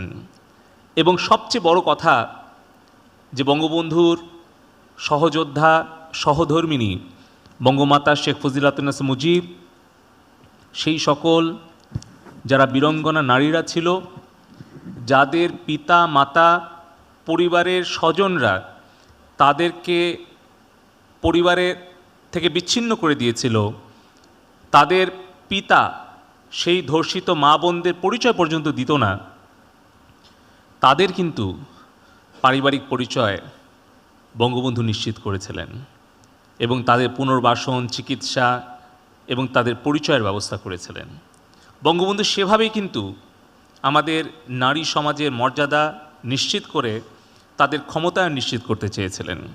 বঙ্গবন্ধুর একটা কোর ফিলসফি, যেটি মাননীয় প্রধানমন্ত্রী জননেত্রী শেখ হাসিনা অনুসরণ করেন, সেটি আমি আমাদের নারী উদ্যোক্তা বন্ধুদের জন্য বলতে চাই। বঙ্গবন্ধু বলতেন যে নারীরা যদি আর্থিকভাবে স্বয়ংসম্পূর্ণ হয়, তখনই প্রকৃতপক্ষে তার পরিবার এবং সমাজে সম্মান এবং মর্যাদা পায়।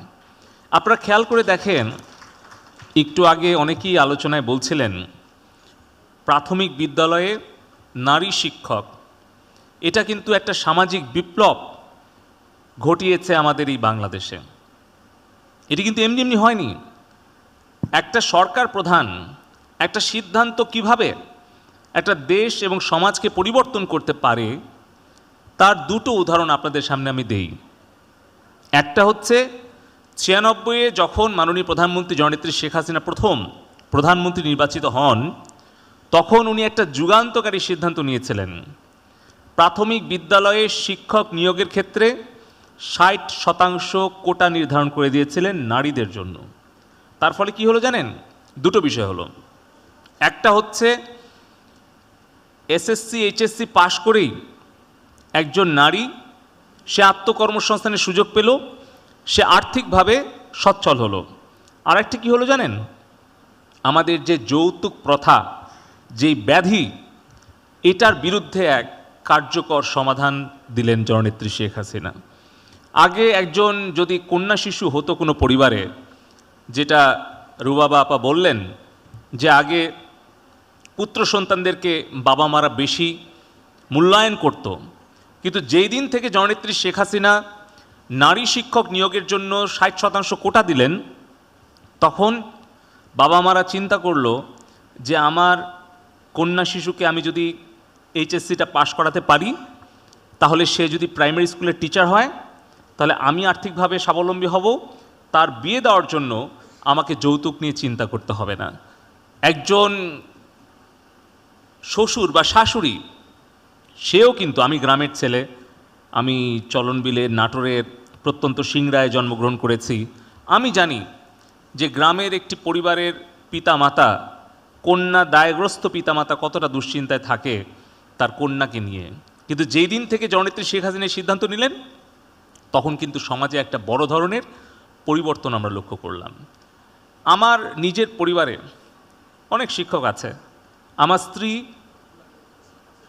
প্রাথমিক বিদ্যালয়ে 10 বছর শিক্ষকতা করেছেন, তারপরে সে মাস্টার্স কমপ্লিট করার পরে কলেজে অধ্যাপনা করেছে 10 বছর, এবং 10-20 বছর শিক্ষকতা করার পর এখন সে শিক্ষকতা পেশা ছেড়ে দিয়ে এখন সে ঢাকায় এলএলবি ভর্তি হয়েছে। বিকাল 5টায় যায়, রাত 8টা পর্যন্ত ক্লাস করে 9টা-10টায় বাড়ি ফেরে। এখন তার লক্ষ্য হচ্ছে সে আত্মকর্মসংস্থানের সুযোগ করবে, সে আমাদের শেলির মতো, ব্যারিস্টার রহিমার মতো একজন লয়ার হয়ে সে কোর্টে যাবে। আমি তাকে এনকারেজ করি, কারণ আমি নিজে দেখেছি যে এসে মঞ্চে বড় বড় বক্তব্য দেব, আপনাদেরকে বলবো সবাই ঘর থেকে বেরিয়ে আসেন, উদ্যোক্তা হন, কিন্তু আমার নিজের পরিবারে আমি যদি সেই উদারতা এবং স্বাধীনতার চর্চা না করি, তাহলে কিন্তু কথার কাজে মিল না থাকলে কোনো দিন দেশের পরিবর্তন হবে না। আমি একটা মাতৃতান্ত্রিক পরিবারে বড় হয়েছি। আমার মা খুব বেশি শিক্ষিত নন, কিন্তু উনি উদার এবং গণতান্ত্রিক একটা চেতনায় বিশ্বাস করেন, এবং ওটাই হচ্ছে আমার পারিবারিক শিক্ষা।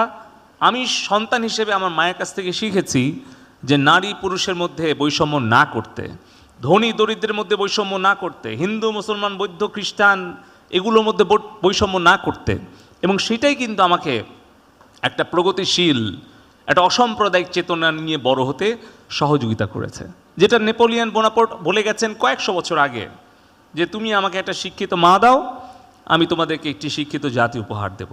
আমি নিজে বিশ্বাস করি পৃথিবীর শ্রেষ্ঠ শিক্ষক হচ্ছেন মা, এবং পৃথিবীর শ্রেষ্ঠ অর্থনীতিবিদ হচ্ছেন মা।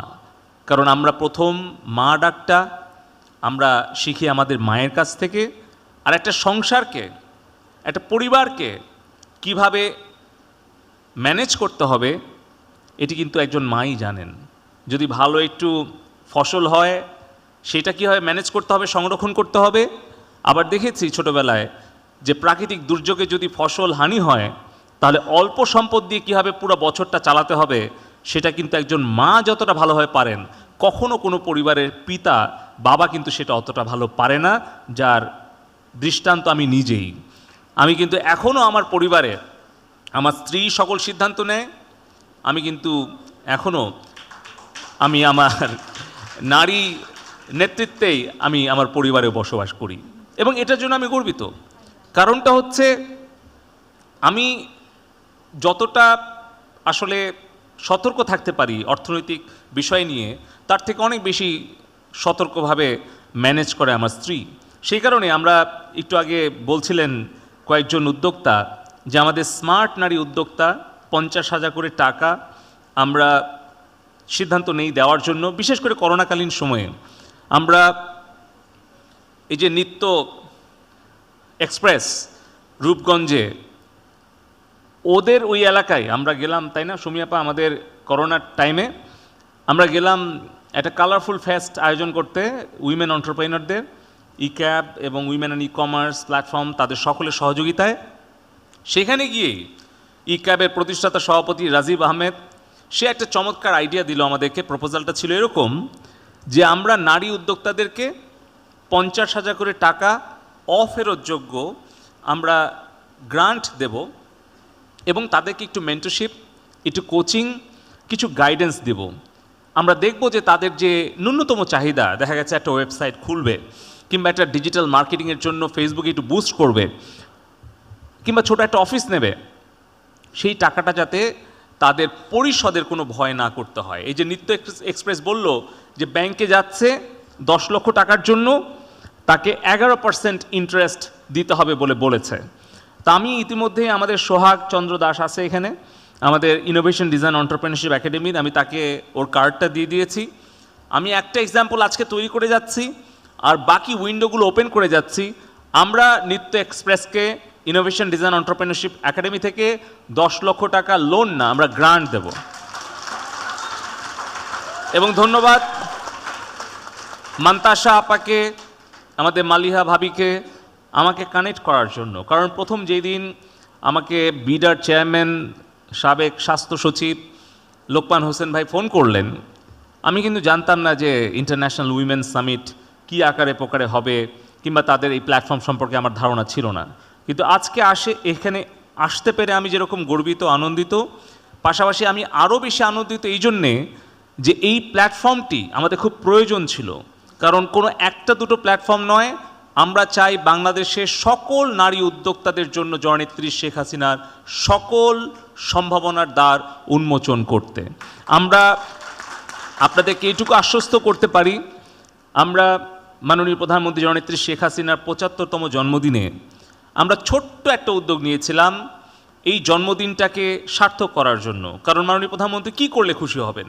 আমরা ভাবলাম যে 1000 নারী উদ্যোক্তাদেরকে, আমরা স্মার্ট নারী উদ্যোক্তাদেরকে বাছাই করলাম সারা বাংলাদেশ থেকে। বেসিস, ই ক্যাব, ইউএনডিপির, আনন্দমেলা, তারা সবাই হেল্প করেছিল। তবে আপনারা যেটা বলেছেন, আপনাদের ইমোশন আমি বুঝতে পারি। আমি আজকে অনুরোধ করব মান্তাসা এবং আমাদের যে আজকে যারা আয়োজক আছেন তাদের মাধ্যমে, ই ক্যাব, বেসিসের মাধ্যমে আপনাদের যত ছোট মাঝারি বড় উদ্যোক্তা প্ল্যাটফর্ম আছে সারা বাংলাদেশে, যশোর, নড়াইল, নরসিংদী, যেখান থেকেই হোক, আপনারা এই আবেদনগুলো দিবেন। এটাই কিন্তু আজকে এই প্ল্যাটফর্মের মূল উদ্দেশ্য, এই কানেক্টিং দি ডটস। যে যেখানে আছেন তাদেরকে কানেক্ট করে এই প্ল্যাটফর্মে যুক্ত করা এবং সরকারের যে যে অপরচুনিটিগুলো অ্যাভেলেবেল আছে সেটার সাথে আপনাদেরকে সংযোগ ঘটিয়ে দেওয়া। আমি মনে করি যে আজকে এই সামিটে এটাই সবচেয়ে বড় সার্থকতা হবে। আপনাদের স্মার্ট উইমেন এন্টারপ্রেনার আমরা শুধুমাত্র কেবল দিয়েছি 1250 জনকে 50,000 করে টাকা। আমরা দেখছি এটা খুব ভালো করছে। আমাদের টার্গেট আরও 750 জনকে আগামী 2-1 মাসের মধ্যেই আমরা এই 50,000 করে টাকা দেব। আমি খুব আনন্দিত যে এখানে বেশ কয়েকজন নারী উদ্যোক্তা এসছেন, আমাদের স্মার্ট নারী উদ্যোক্তা যারা ইতিমধ্যে 50,000 করে টাকা পেয়েছেন। আর বাকি যাদের প্রয়োজন তারা আপনারা আবেদন করবেন আমাদের বিডার আজকের এই প্ল্যাটফর্মের মাধ্যমে। আমরা আপনাদের প্রত্যেককে, সমীয়াপা বোর্ডে আছেন, কমিটিতে আছেন, বেসিসেরও প্রতিনিধি আছে, আমরা প্রত্যেককে আপনারা যারা আবেদন করবেন আমরা 50,000 করে টাকা ইনশাল্লাহ তাদেরকে আমরা গ্রান্ট হিসেবে দেব। কেন বলছি আমরা স্মার্ট? আমি ছোটোবেলায় স্মার্ট শব্দটা শুনে খুব আলোড়িত হতাম। তখন ডিকশনারি খুঁজে বের করলাম স্মার্ট মানে কি। আমি মনে করতাম স্মার্ট মানে লম্বা হইতে হবে, ফর্সা হইতে হবে, সুন্দর হইতে হবে, বডি বিল্ডার হইতে হবে, অমিতাভ বচ্চন বা মিঠুন চক্রবর্তীর মতো হইতে হবে, বা রাজ্জাকের মতো হইতে হবে, বা উজ্জ্বলের মতো হতে হবে, আমাদের নায়ক। কিন্তু না, পরে আমি ডিকশনারি খুঁজে দেখলাম যেহেতু আমি খুব রোগা পাতলা ছিলাম, কালো ছিলাম, আমি খুব দুশ্চিন্তায় ছিলাম। পরে আমি ডিকশনারিতে দেখি, তখন তো আর গুগল ছিল না, তখন অক্সফোর্ড ডিকশনারি। তো দেখলাম যে না, স্মার্ট মানে বুদ্ধিদীপ্ত। এটা আমাকে খুব আকর্ষণ করলো। এবং এখন যখন ডিজিটাল বাংলাদেশ বাস্তবায়নের পর মাননীয় আইসিটি উপদেষ্টা মাননীয় প্রধানমন্ত্রীর কাছে যে প্রস্তাবটি দিয়েছেন যে 41 সাল নাগাদ যে উন্নত বাংলাদেশ, সেই উন্নত বাংলাদেশ হবে বুদ্ধিদীপ্ত, সাশ্রয়ী, টেকসই, জ্ঞানভিত্তিক এবং উদ্ভাবনী স্মার্ট বাংলাদেশ। অর্থাৎ আপনি লম্বা না খাটো, ফর্সা না কালো, মোটা না চিকন, এটা বড় কথা না। আপনি যদি মেধাবী হন, আপনি যদি সাশ্রয়ী হন, আপনি যদি প্রগতিশীল হন, আপনি যদি সাহসী হন, তাহলে আপনি স্মার্ট। এবং আপনি জীবন সংগ্রামে যদি জয়ী হন তাহলে আপনি স্মার্ট। এই কারণে আমরা আমাদের নারী উদ্যোক্তাদের জন্য এই অনুদানটার নাম দিয়েছি স্মার্ট নারী উদ্যোক্তা অনুদান, যেটা আমরা 1250 জনকে দিয়েছি। আমাদের টার্গেট আছে আরও 750 জনকে দেওয়া। মাননীয় স্পিকার মহোদয় গত 28 সেপ্টেম্বর আমাকে মঞ্চে বলছিলেন, যেটা একটু আগে আমি বললাম, যে দেখিস আমাদের এই নারী উদ্যোক্তা যাদেরকে আজকে আমরা 1000 করে টাকা দিলাম মাননীয় প্রধানমন্ত্রীর জন্মদিনে, এরা কিন্তু এই টাকাগুলো নষ্ট করবে না। কিন্তু যদি এই টাকাটা তোদেরকে দেওয়া হতো তাহলে একদিনে বা এক রাতে হয়তো হঠাৎ করে কোনো জায়গায় নষ্ট করতে পারতি। তো সত্যি আমরা এই সেপ্টেম্বর 28 থেকে আজকে ধরেন নভেম্বরের কয় তারিখ আজকে 23, আমরা কিন্তু সারা দেশে খোঁজ নিয়ে দেখেছি। আমি ফেসবুকেও দেখি অনেকে আমাকে ট্যাগ করে, মেনশন করে তারা কি করছে। কেউ বা আমার এলাকার লিজা দেখলাম ও মাছ শুটকি, সেটা শুধু বাংলাদেশ না, নেপালে পর্যন্ত এক্সপোর্ট করছে, ভারতে এক্সপোর্ট করছে। তো আসলেই কিন্তু এই মাত্র 50,000 টাকা দিয়ে অনেকেই আমি দেখলাম 5 লক্ষ টাকা আয় করে ফেলেছে। তো এইটা কিন্তু আসলে আমাদের সবচেয়ে বড় শক্তি, যে আমাদের ঝুঁকি নেওয়ার সাহস। অনেকে অনেক কথা বলেছেন, উদ্যোক্তা হওয়ার কিছু সিক্রেট রেসিপি আপনাদেরকে বলে দিয়েছে মঞ্চ থেকে, কিন্তু আমি সবচেয়ে যেটা বেশি মনে করি প্রয়োজন সেটা হচ্ছে ঝুঁকি নেওয়ার সাহস। 2016 সালে যখন স্টার্ট আপ বাংলাদেশ ক্যাম্পেইনটা আমরা লঞ্চ করি, তখন জয় ভাই ওনার বক্তব্যে বলেছিলেন, if you give a man a fish you can feed him for a day, if you teach a man how to fish you can feed him for his life. এইটা কিন্তু আমাদের কোর একটা স্ট্র্যাটেজি হিসেবে আমরা আইসিটিতে নিয়েছি। আমরা একদিনে একটা কিছু দিয়ে দিলাম খাবার, সে একদিনের ক্ষুধা নিবারণ হলো, তা না। আমরা এমন কোনো প্রশিক্ষণ বা এমন কোনো পুঁজি দিয়ে দেব আমাদের উদ্যোক্তাদেরকে, যেটা দিয়ে কিনা তার সারা জীবনে তার আহারের ব্যবস্থা করতে পারে। সেই জন্য কিন্তু আমরা লার্নিং অ্যান্ড আর্নিং ডেভেলপমেন্ট প্রজেক্টের আওতায় 2 লক্ষ নারী উদ্যোক্তাকে প্রশিক্ষণ দিয়েছি, বেসিক আইটি ট্রেনিং। 10,000 ফেসবুক এন্টারপ্রেনারদেরকে আমরা ট্রেনিং দিয়েছি। আমি বলছি আজ থেকে 3-4 বছর আগের কথা, যখন কমার্স টার্মটাই খুব নতুন ছিল। তার সাথে সাথে আমরা শি পাওয়ার প্রজেক্ট নামে একটা প্রজেক্টে 10,500 জনকে এন্টারপ্রেনার তৈরি করেছি। কেউ বা আমাদের তৌহিদ ভাইয়ের বাক্য মেম্বারদের কোম্পানি যেগুলো আছে সেগুলোতে কল সেন্টার এজেন্ট হিসেবে কাজ করছে, কেউ বা আমাদের মেইনটেনেন্স ইঞ্জিনিয়ার হিসেবে। আমার বক্তব্য টাইম শেষ নেই? আচ্ছা, আমি মনে করছি স্লিপ দিতে আসছে মনে হয়, কারণ আমি আবার এরকম পাঠাই তো মাঝে মধ্যে স্লিপ। ঠিক আছে। তো কেউ বা আবার আপনার ফ্রিল্যান্সার হয়েছে, কেউ ই কমার্স উদ্যোক্তা হয়েছে। আমার খুব ভাল লাগে, আমি যশোরের একজন বোনের বক্তব্য একটু আগে শুনছিলাম, যশোরে কিন্তু আমাদের Sheikh Hasina software technology park আমরা করেছি 2,32,000 স্কোয়ার ফিট, এবং সবচেয়ে যেটা আনন্দের খবর ওখানে 2টো ফ্লোর কিন্তু চালডাল নিয়েছে, কল সেন্টার করেছে, এবং কল সেন্টারে আমার মনে হয় 50%-এর ওপরে উইমেন কল সেন্টার এজেন্ট, তারা কিন্তু এই আশপাশেরই, তারা এই যশোর, ইসরাত নুসরাত ওই তো 2 বোন আছে, 2জনই। তো যেটা ইসরাত বলল যে আমাদের যশোরেও কিন্তু আমাদের নারী উদ্যোক্তারা কিন্তু তারা তৈরি হয়েছে। এখন ওই সাফল্য থেকে আমরা অনুপ্রাণিত হয়ে নতুন আরেকটা প্রকল্প নিয়েছি। আপনারা অনেকেই বলেছেন, এখানে প্যানেলেও বলেছেন সফট স্কিলস দরকার, কগনিটিভ স্কিলস দরকার, আমি একমত। এবং মাননীয় আইসিটি উপদেষ্টা মহোদয় যেটি রুবা বাবা ওনার প্রেজেন্টেশনে বললেন যে robotics, AI, microchip designing, manufacturing and cyber security, এই 4টা এরিয়াতে আমাদের অবশ্যই স্কিল সেট তৈরি করতে হবে। কিন্তু সাথে সাথে আমাদের ক্রিয়েটিভিটি, আমাদের কো ক্রিয়েশন, কোলাবোরেশন, কো ইনভেস্টমেন্ট, অর্থাৎ আমাদের একত্রিত হয়ে কাজ করার ক্রিটিক্যাল থিঙ্কিং, এগুলো বিষয় কিন্তু আমাদের কিছু সফট স্কিলস, কমিউনিকেশন স্কিলস, এগুলো প্রয়োজন। এটা উপলব্ধি করতে পেরেই আপনারা অনেকেই চেয়েছেন উপজেলা পর্যায়ে পর্যন্ত ট্রেনিং।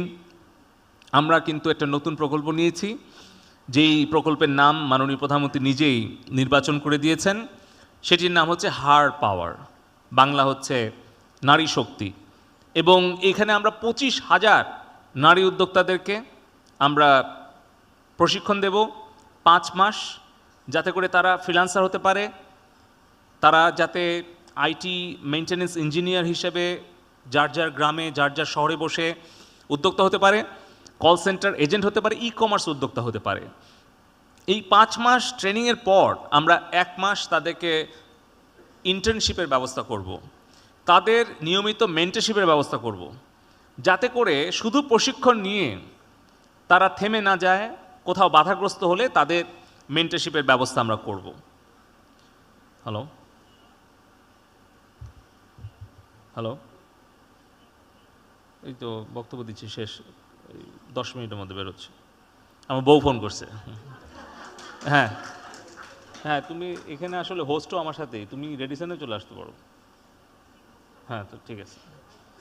আসলে সমী আপার একটা দাওয়াত আছে 8টার সময়, তো আমার বউ রওনা হয়েছে, এখন জিজ্ঞেস করতেছে কোথায় যাবে, তো ওই জন্য বললাম এখানেই চলে আসতে, একসাথেই যাই। তো হোস্টও এখানেই আছে আসলে। তো যেটা বলছিলাম, হার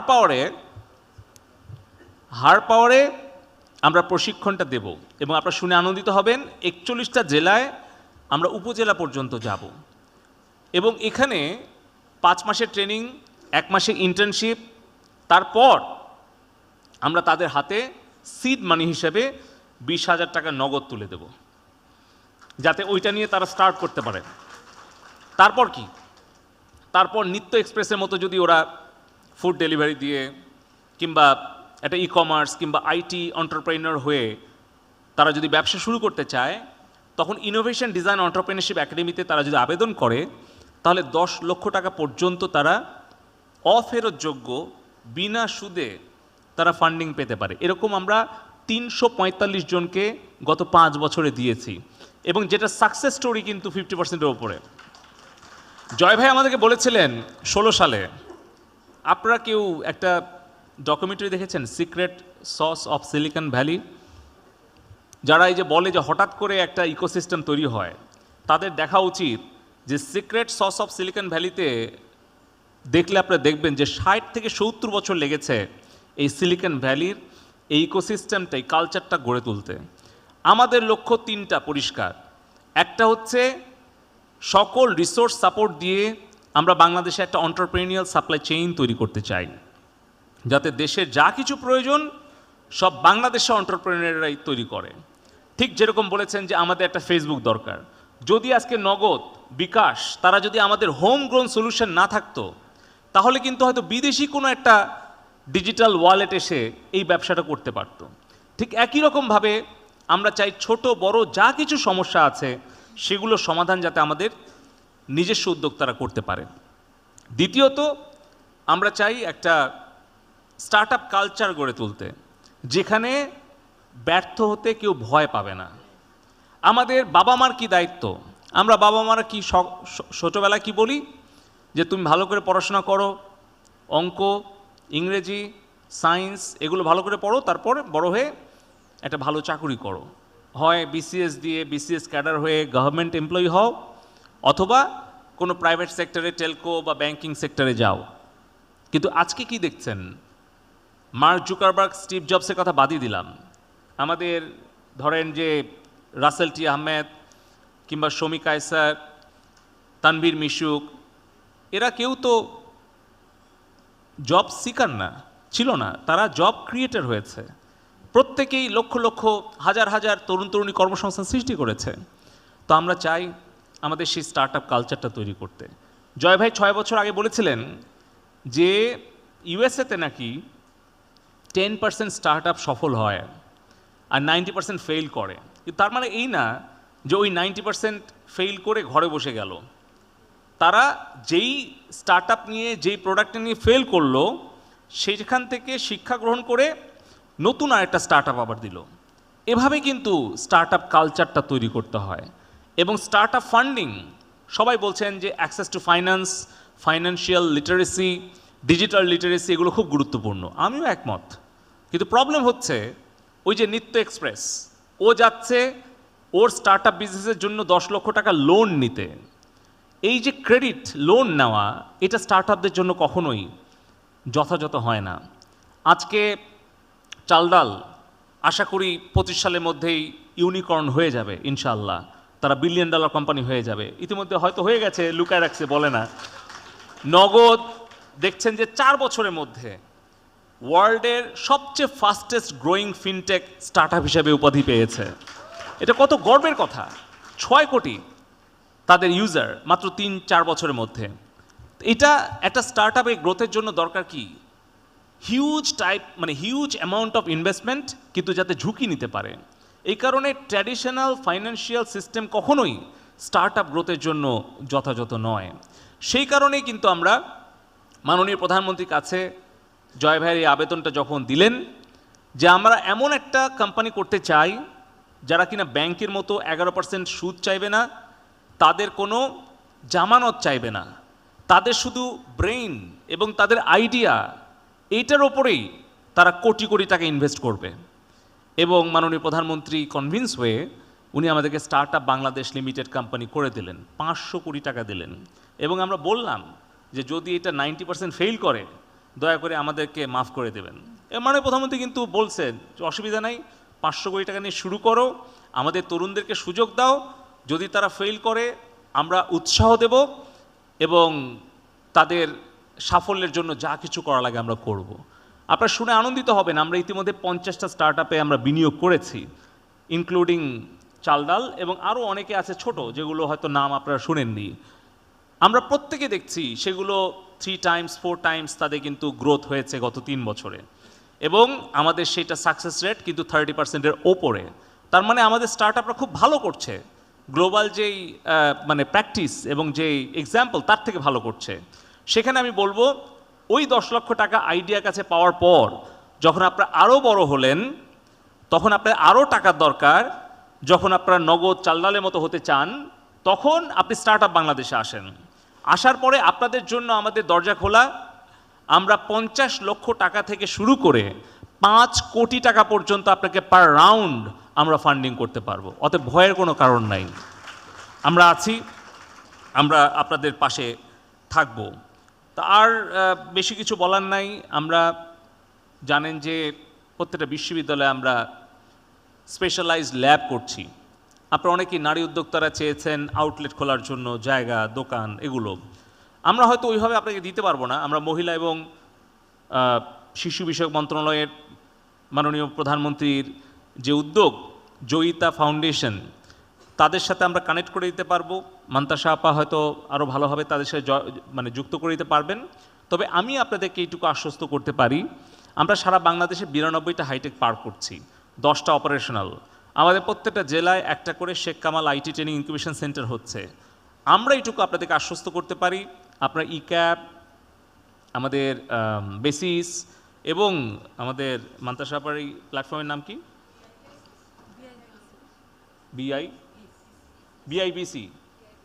বিআইবিসি, তাদের মাধ্যমে আপনারা আমাদের কাছে অ্যাপ্লাই করেন হাইটেক পার্ক অথরিটির কাছে। আমরা বিডা কিংবা বিআইবিসি, বেসিস অথবা ইক্যাপ এই অ্যাসোসিয়েশনগুলোর মাধ্যমে আপনারা যদি অ্যাপ্লাই করেন, বাক্য তাদের মাধ্যমে অ্যাপ্লাই করেন, উইমেন লেড যেগুলো স্টার্ট আপ বা এন্টারপ্রেনাররা আছেন, কোম্পানিগুলো আছেন, তাদেরকে আমরা অগ্রাধিকার ভিত্তিতে তাদেরকে অফিস স্পেস আমরা কিন্তু বরাদ্দ দিতে পারবো, যাতে করে আপনাদের ব্যবসাটা আপনারা করতে পারেন। এবং আরেকটা বড় কথা, ঢাকায় কারওয়ান বাজারে একটা ফ্লোর আছে, আগারগাঁওতে একটা ফ্লোর আছে, যেখানে কিন্তু প্রথম 6 মাস আমরা স্টার্ট আপদেরকে free of cost office space কিন্তু আমরা দিই, কোয়ার্কিং স্পেস। যেটাও যদি আপনারা উইমেন লেড কোনো স্টার্ট আপ আপনারা আবেদন করেন তাদের মাধ্যমে, এটা আমরা কিন্তু দিতে পারবো, আপনাদের কোনো ভাড়া দিতে হবে না। কিন্তু আপনারা কোম্পানির রেজিস্ট্রেশন করা, ট্রেড লাইসেন্স পাওয়া, তার জন্য যে অ্যাড্রেস লাগে, এটা কিন্তু আপনারা ইজিলি ওই কোয়ার্কিং স্পেসের আপনার অ্যাড্রেসটা আপনারা ব্যবহার করতে পারবেন, তাহলে আমাদের সুবিধা হয়। আর একটা আমরা দেখি লিগ্যাল সাপোর্ট, যেটা শেলি বলল, ব্যারিস্টার রহিমা বলল, এটা খুব ইম্পর্ট্যান্ট। ডিজিটাল লিটারেসি সেন্টার আমরা করেছি, আমরা স্টুডেন্ট এবং এন্টারপ্রেনার তাদেরকে আমরা প্রশিক্ষণ দেওয়া শুরু করেছি। আপনারা digital-literacy.gov.bd এই ওয়েবসাইটটা একটু ভিজিট করেন, তাহলে আপনারা সবগুলো কোর্স দেখতে পাবেন। muktopaath.gov.bd এই ডিজিটাল লার্নিং প্ল্যাটফর্মটা ভিজিট করেন, তাহলে প্রচুর কোর্স আমরা ফ্রি এখানে দিয়ে রেখেছি। ডিজিটাল লিটারেসি আছে, বিজনেস 101 কোর্সেস আছে, তার সাথে আমরা এখন ফাইন্যান্সিয়াল লিটারেসি নিয়েও কাজ করব। আর লিগ্যাল লিটারেসি নিয়ে আমাদের একটা ছোট্ট উইং আছে, ব্যারিস্টার জেরিন আছে আমাদের আইডিয়া প্রজেক্টে, আমাদের লিগ্যাল সার্কেল, আমাদের আউটসোর্সিং ফার্ম, ল ফার্ম, তারা আমাদেরকে হেল্প করে। আপনাদের যে কোনো স্টার্ট আপ, উইমেন লেড হোক, মেন লেড হোক, যেই হোক, আমাদের যদি বিআইবিসি, বেসিস, বাক্য, ইক্যাবের মাধ্যমে অ্যাপ্লাই করেন যে আপনাদের লিগ্যাল সাপোর্ট লাগবে, তাহলে আইডিয়া থেকে আমরা আপনাদের কোম্পানির registration, intellectual property right registration, copyright, এগুলো সবগুলো সাপোর্ট দেওয়ার জন্য আমাদের লিগ্যাল উইং আছে, আমরা কিন্তু হেল্প করব। আমার অফিসেরই 15 তলায় কিন্তু এইটা আমরা স্থাপন করেছি। সবশেষে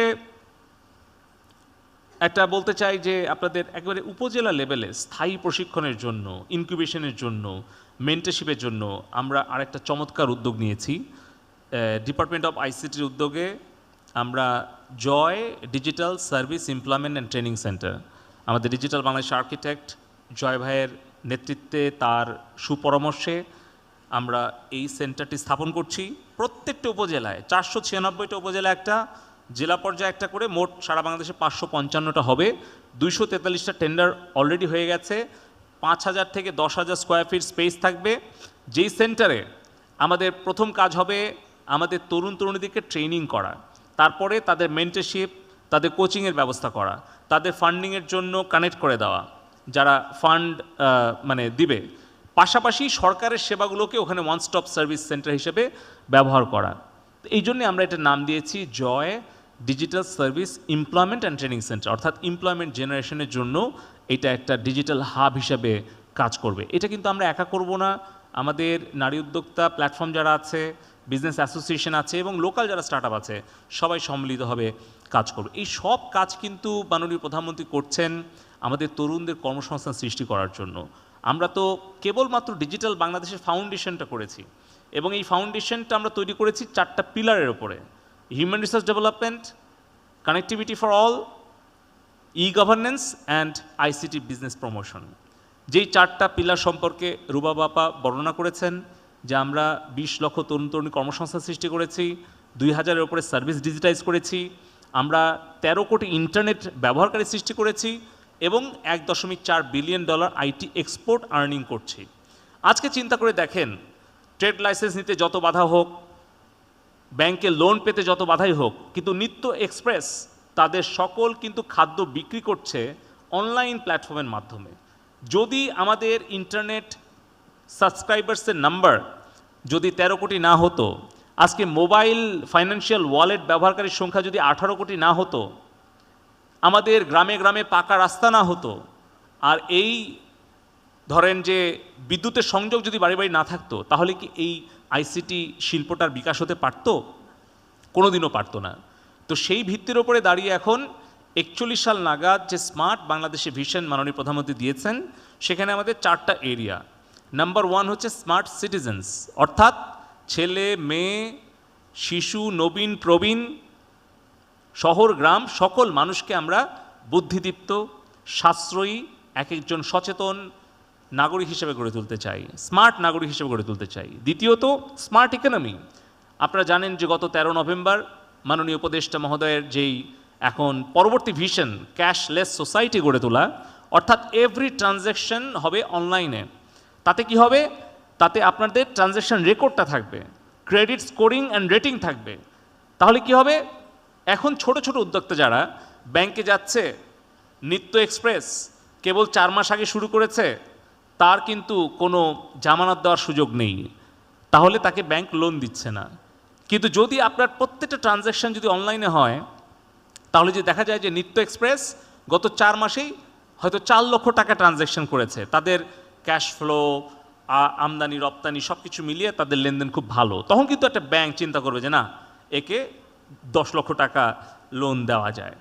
এই চিন্তা করে কিন্তু আমাদের এই inter operable digital transaction platform বিনিময়ে আমাদের সামনে মাননীয় উপদেষ্টা মহোদয় তার ভিশনটা বর্ণনা করেন। আজ থেকে 4 বছর আগে আমরা এটা তৈরি করেছি, বাংলাদেশ ব্যাংককে হস্তান্তর করে দিয়েছি এবং চমৎকারভাবে চলছে।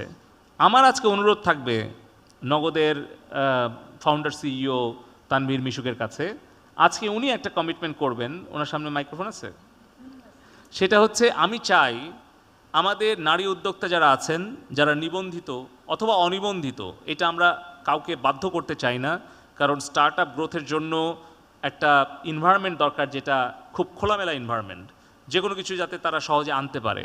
কিন্তু আমাদের বিআইবিসি বেসিস বাক্য ই ক্যাবের মাধ্যমে যদি কেউ অ্যাপ্লাই করে, তাহলে আমরা এই যে ডিজিটাল ট্রানজ্যাকশন হিস্ট্রি, নগদে যদি তার অ্যাকাউন্ট থাকে কিংবা আইডিটিপির হিস্ট্রিটা দেখে যদি দেখা যায় যে তার প্রিভিয়াস 6 মান্থস অর 1 ইয়ার ট্রানজ্যাকশনটা খুব ভালো, তাহলে কোলাটারাল ফ্রি 50,000 হোক অথবা 1 লক্ষ হোক, আমাদের নারী স্মার্ট উদ্যোক্তাদেরকে নগদ থেকে একটা মাইক্রো স্মার্ট লোন ইন্ট্রোডিউস উনি করতে পারেন, যেটাতে আমরা আপনাকে অ্যাসিওর করতে পারি যেখানে জননেত্রী শেখ হাসিনা একজন স্মার্ট নারী উদ্যোক্তাকে 50,000 করে টাকা দিচ্ছে একটা ঝুঁকি নিয়ে, তাকে আরও বড় ঝুঁকি নেওয়ার সাহস দেওয়ার জন্য, সেখানে নগদ আরও 50,000 টাকা যদি প্রয়োজন হয় তার ট্রানজ্যাকশনটা হিস্ট্রিটা দেখে আফটার 3 মান্থস আফটার 6 মান্থস, যে যখন সে এই স্মার্ট নারী উদ্যোক্তা গ্রান্টটা পেল, তারপর থেকে সে নগদের অ্যাকাউন্টে ট্রানজ্যাকশন করবে, তার ডিজিটাল ট্রানজ্যাকশন হিস্ট্রিটা জমা দেবে, সেটাকে অ্যাসেস করে, সেটা আপনি এআই দিয়ে করেন, মেশিন লার্নিং দিয়ে করেন অথবা হিউম্যান ইন্টেলিজেন্স দিয়ে করেন, ইটস আপ টু ইউ। কিন্তু 5 মাস বা 6 মাস পরে তাকে অ্যাসেস করে আরও 50,000 বা আরও 5 লক্ষ টাকা আপনি একটা স্মার্ট লোন আপনি নগদ থেকে কিন্তু ইন্ট্রোডিউস করতে পারেন। সো এই প্রপোজাল আমার কাছে আপনার কাছে থাকলো, যদি আপনি কমফোর্টেবল হন you can give your commitment now, otherwise you can take time. হ্যাঁ, আপনারা অনেকেই হয়তো দেখেছেন যে গত 3 মাস আগে নগদ আরেকটি লাইসেন্স দিয়েছে, নগদ ফাইন্যান্স লিমিটেড, এবং এই নগদ ফাইন্যান্স লিমিটেড কিন্তু বেসিক্যালি কাজ করবে এন্টারপ্রেনারদের ফাইন্যান্স করার জন্য, এবং তাদের ফোকাসই থাকবে মাইক্রো এবং এসএমই ফাইন্যান্স। সো এটা আমরা মার্চের 26 তারিখ লঞ্চ করছি, এবং আমরা আশা করছি এই লঞ্চটাও নগদের মতো এবারও মাননীয় প্রধানমন্ত্রী শেখ হাসিনা এটা লঞ্চ করবেন। সো পলক ভাই যে প্রস্তাব দিয়েছে, আমরা 50,000 না এর চেয়ে আরও বড় অনেক প্ল্যান নিয়ে আছে, আমরা খুব শীঘ্রই আপনাদের সামনে শেয়ার করব।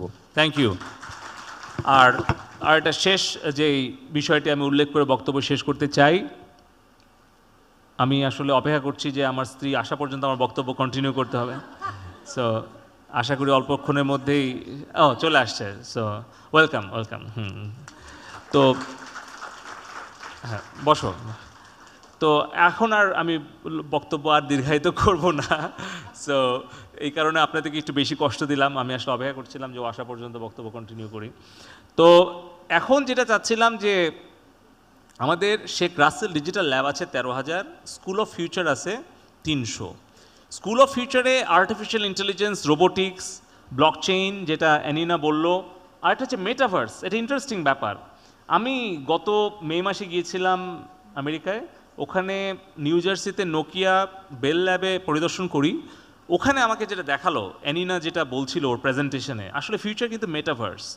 আমি যখন ফেসবুক মেটাভার্স কোম্পানি হিসেবে আবির্ভূত হলো তখন আমি অতটা বুঝতে পারি নাই, কিন্তু আমি নোকিয়ার বেল ল্যাবে প্রেজেন্টেশনটা থেকে বুঝলাম আসলে ফিউচার কিন্তু আমাদের মেটাভার্স, মেটা দুনিয়া। মানে এইটা কেমন হবে, ধরেন আমার এখন এখানে বক্তব্য দেওয়া দরকার, আবার ধরেন একটা দাওয়াতে 8টার সময় যাওয়াও দরকার, তাহলে কোনটা আমার ফিজিক্যাল প্রেজেন্স দরকার?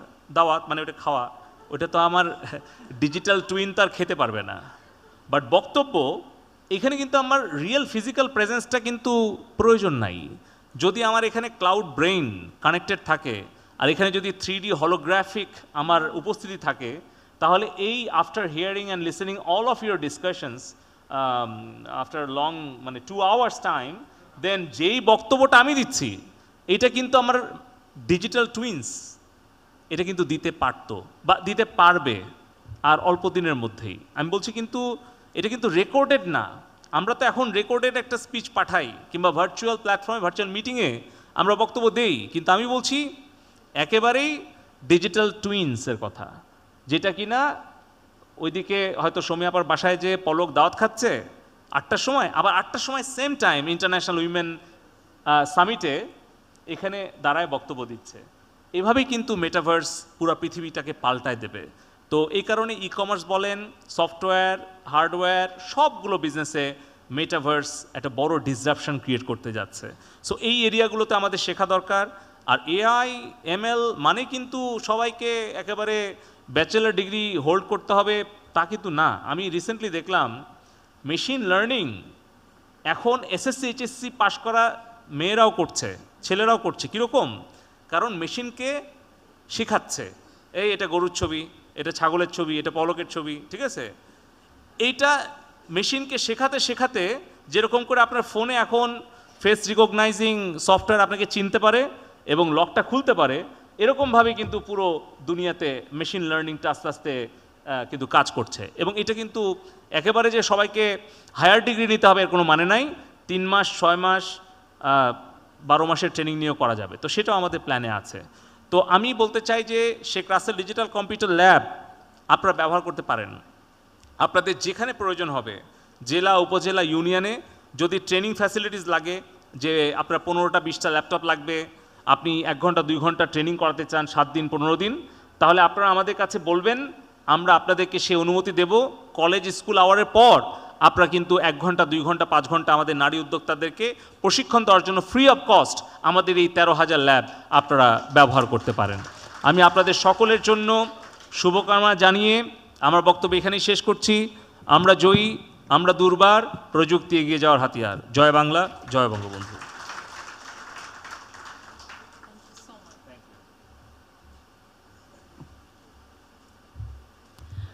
আসলে পলক ভাই কথা বলার পরে না আর কিছু বলার থাকে না, একদম নির্বাক হয়ে যায়। মানে he touched on every person who asked a question, he touched on every topic that we discussed here. It's just full of hope, right? A big round of applause for our chief guest, please. Thank you so much, Polok bhai. It was just amazing. May I please invite on stage President of BIBC and Wiki, Ms. Mantasha Ahmed, and Vice President of BIBC, Dr. Malia Mannan. Please come up. If you can, yes, Malia would, Mantasha, on to you.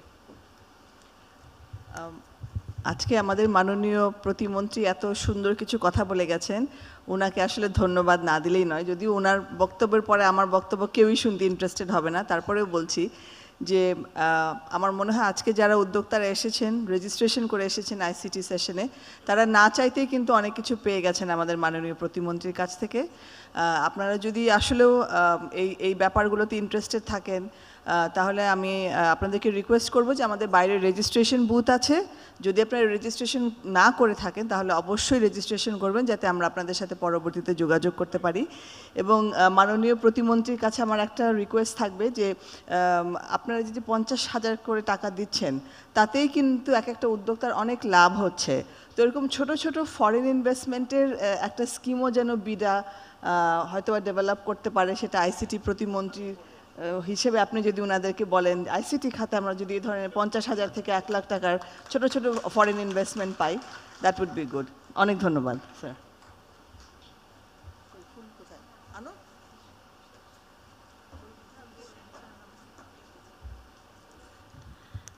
আমাদের chief গেস্টকে এখন ফুল এবং craze দিয়ে শুভেচ্ছা জানাবেন আমাদের বিআইবিসি president এবং vice president, সবাইকেই দিবেন, but will start with our chief guest please.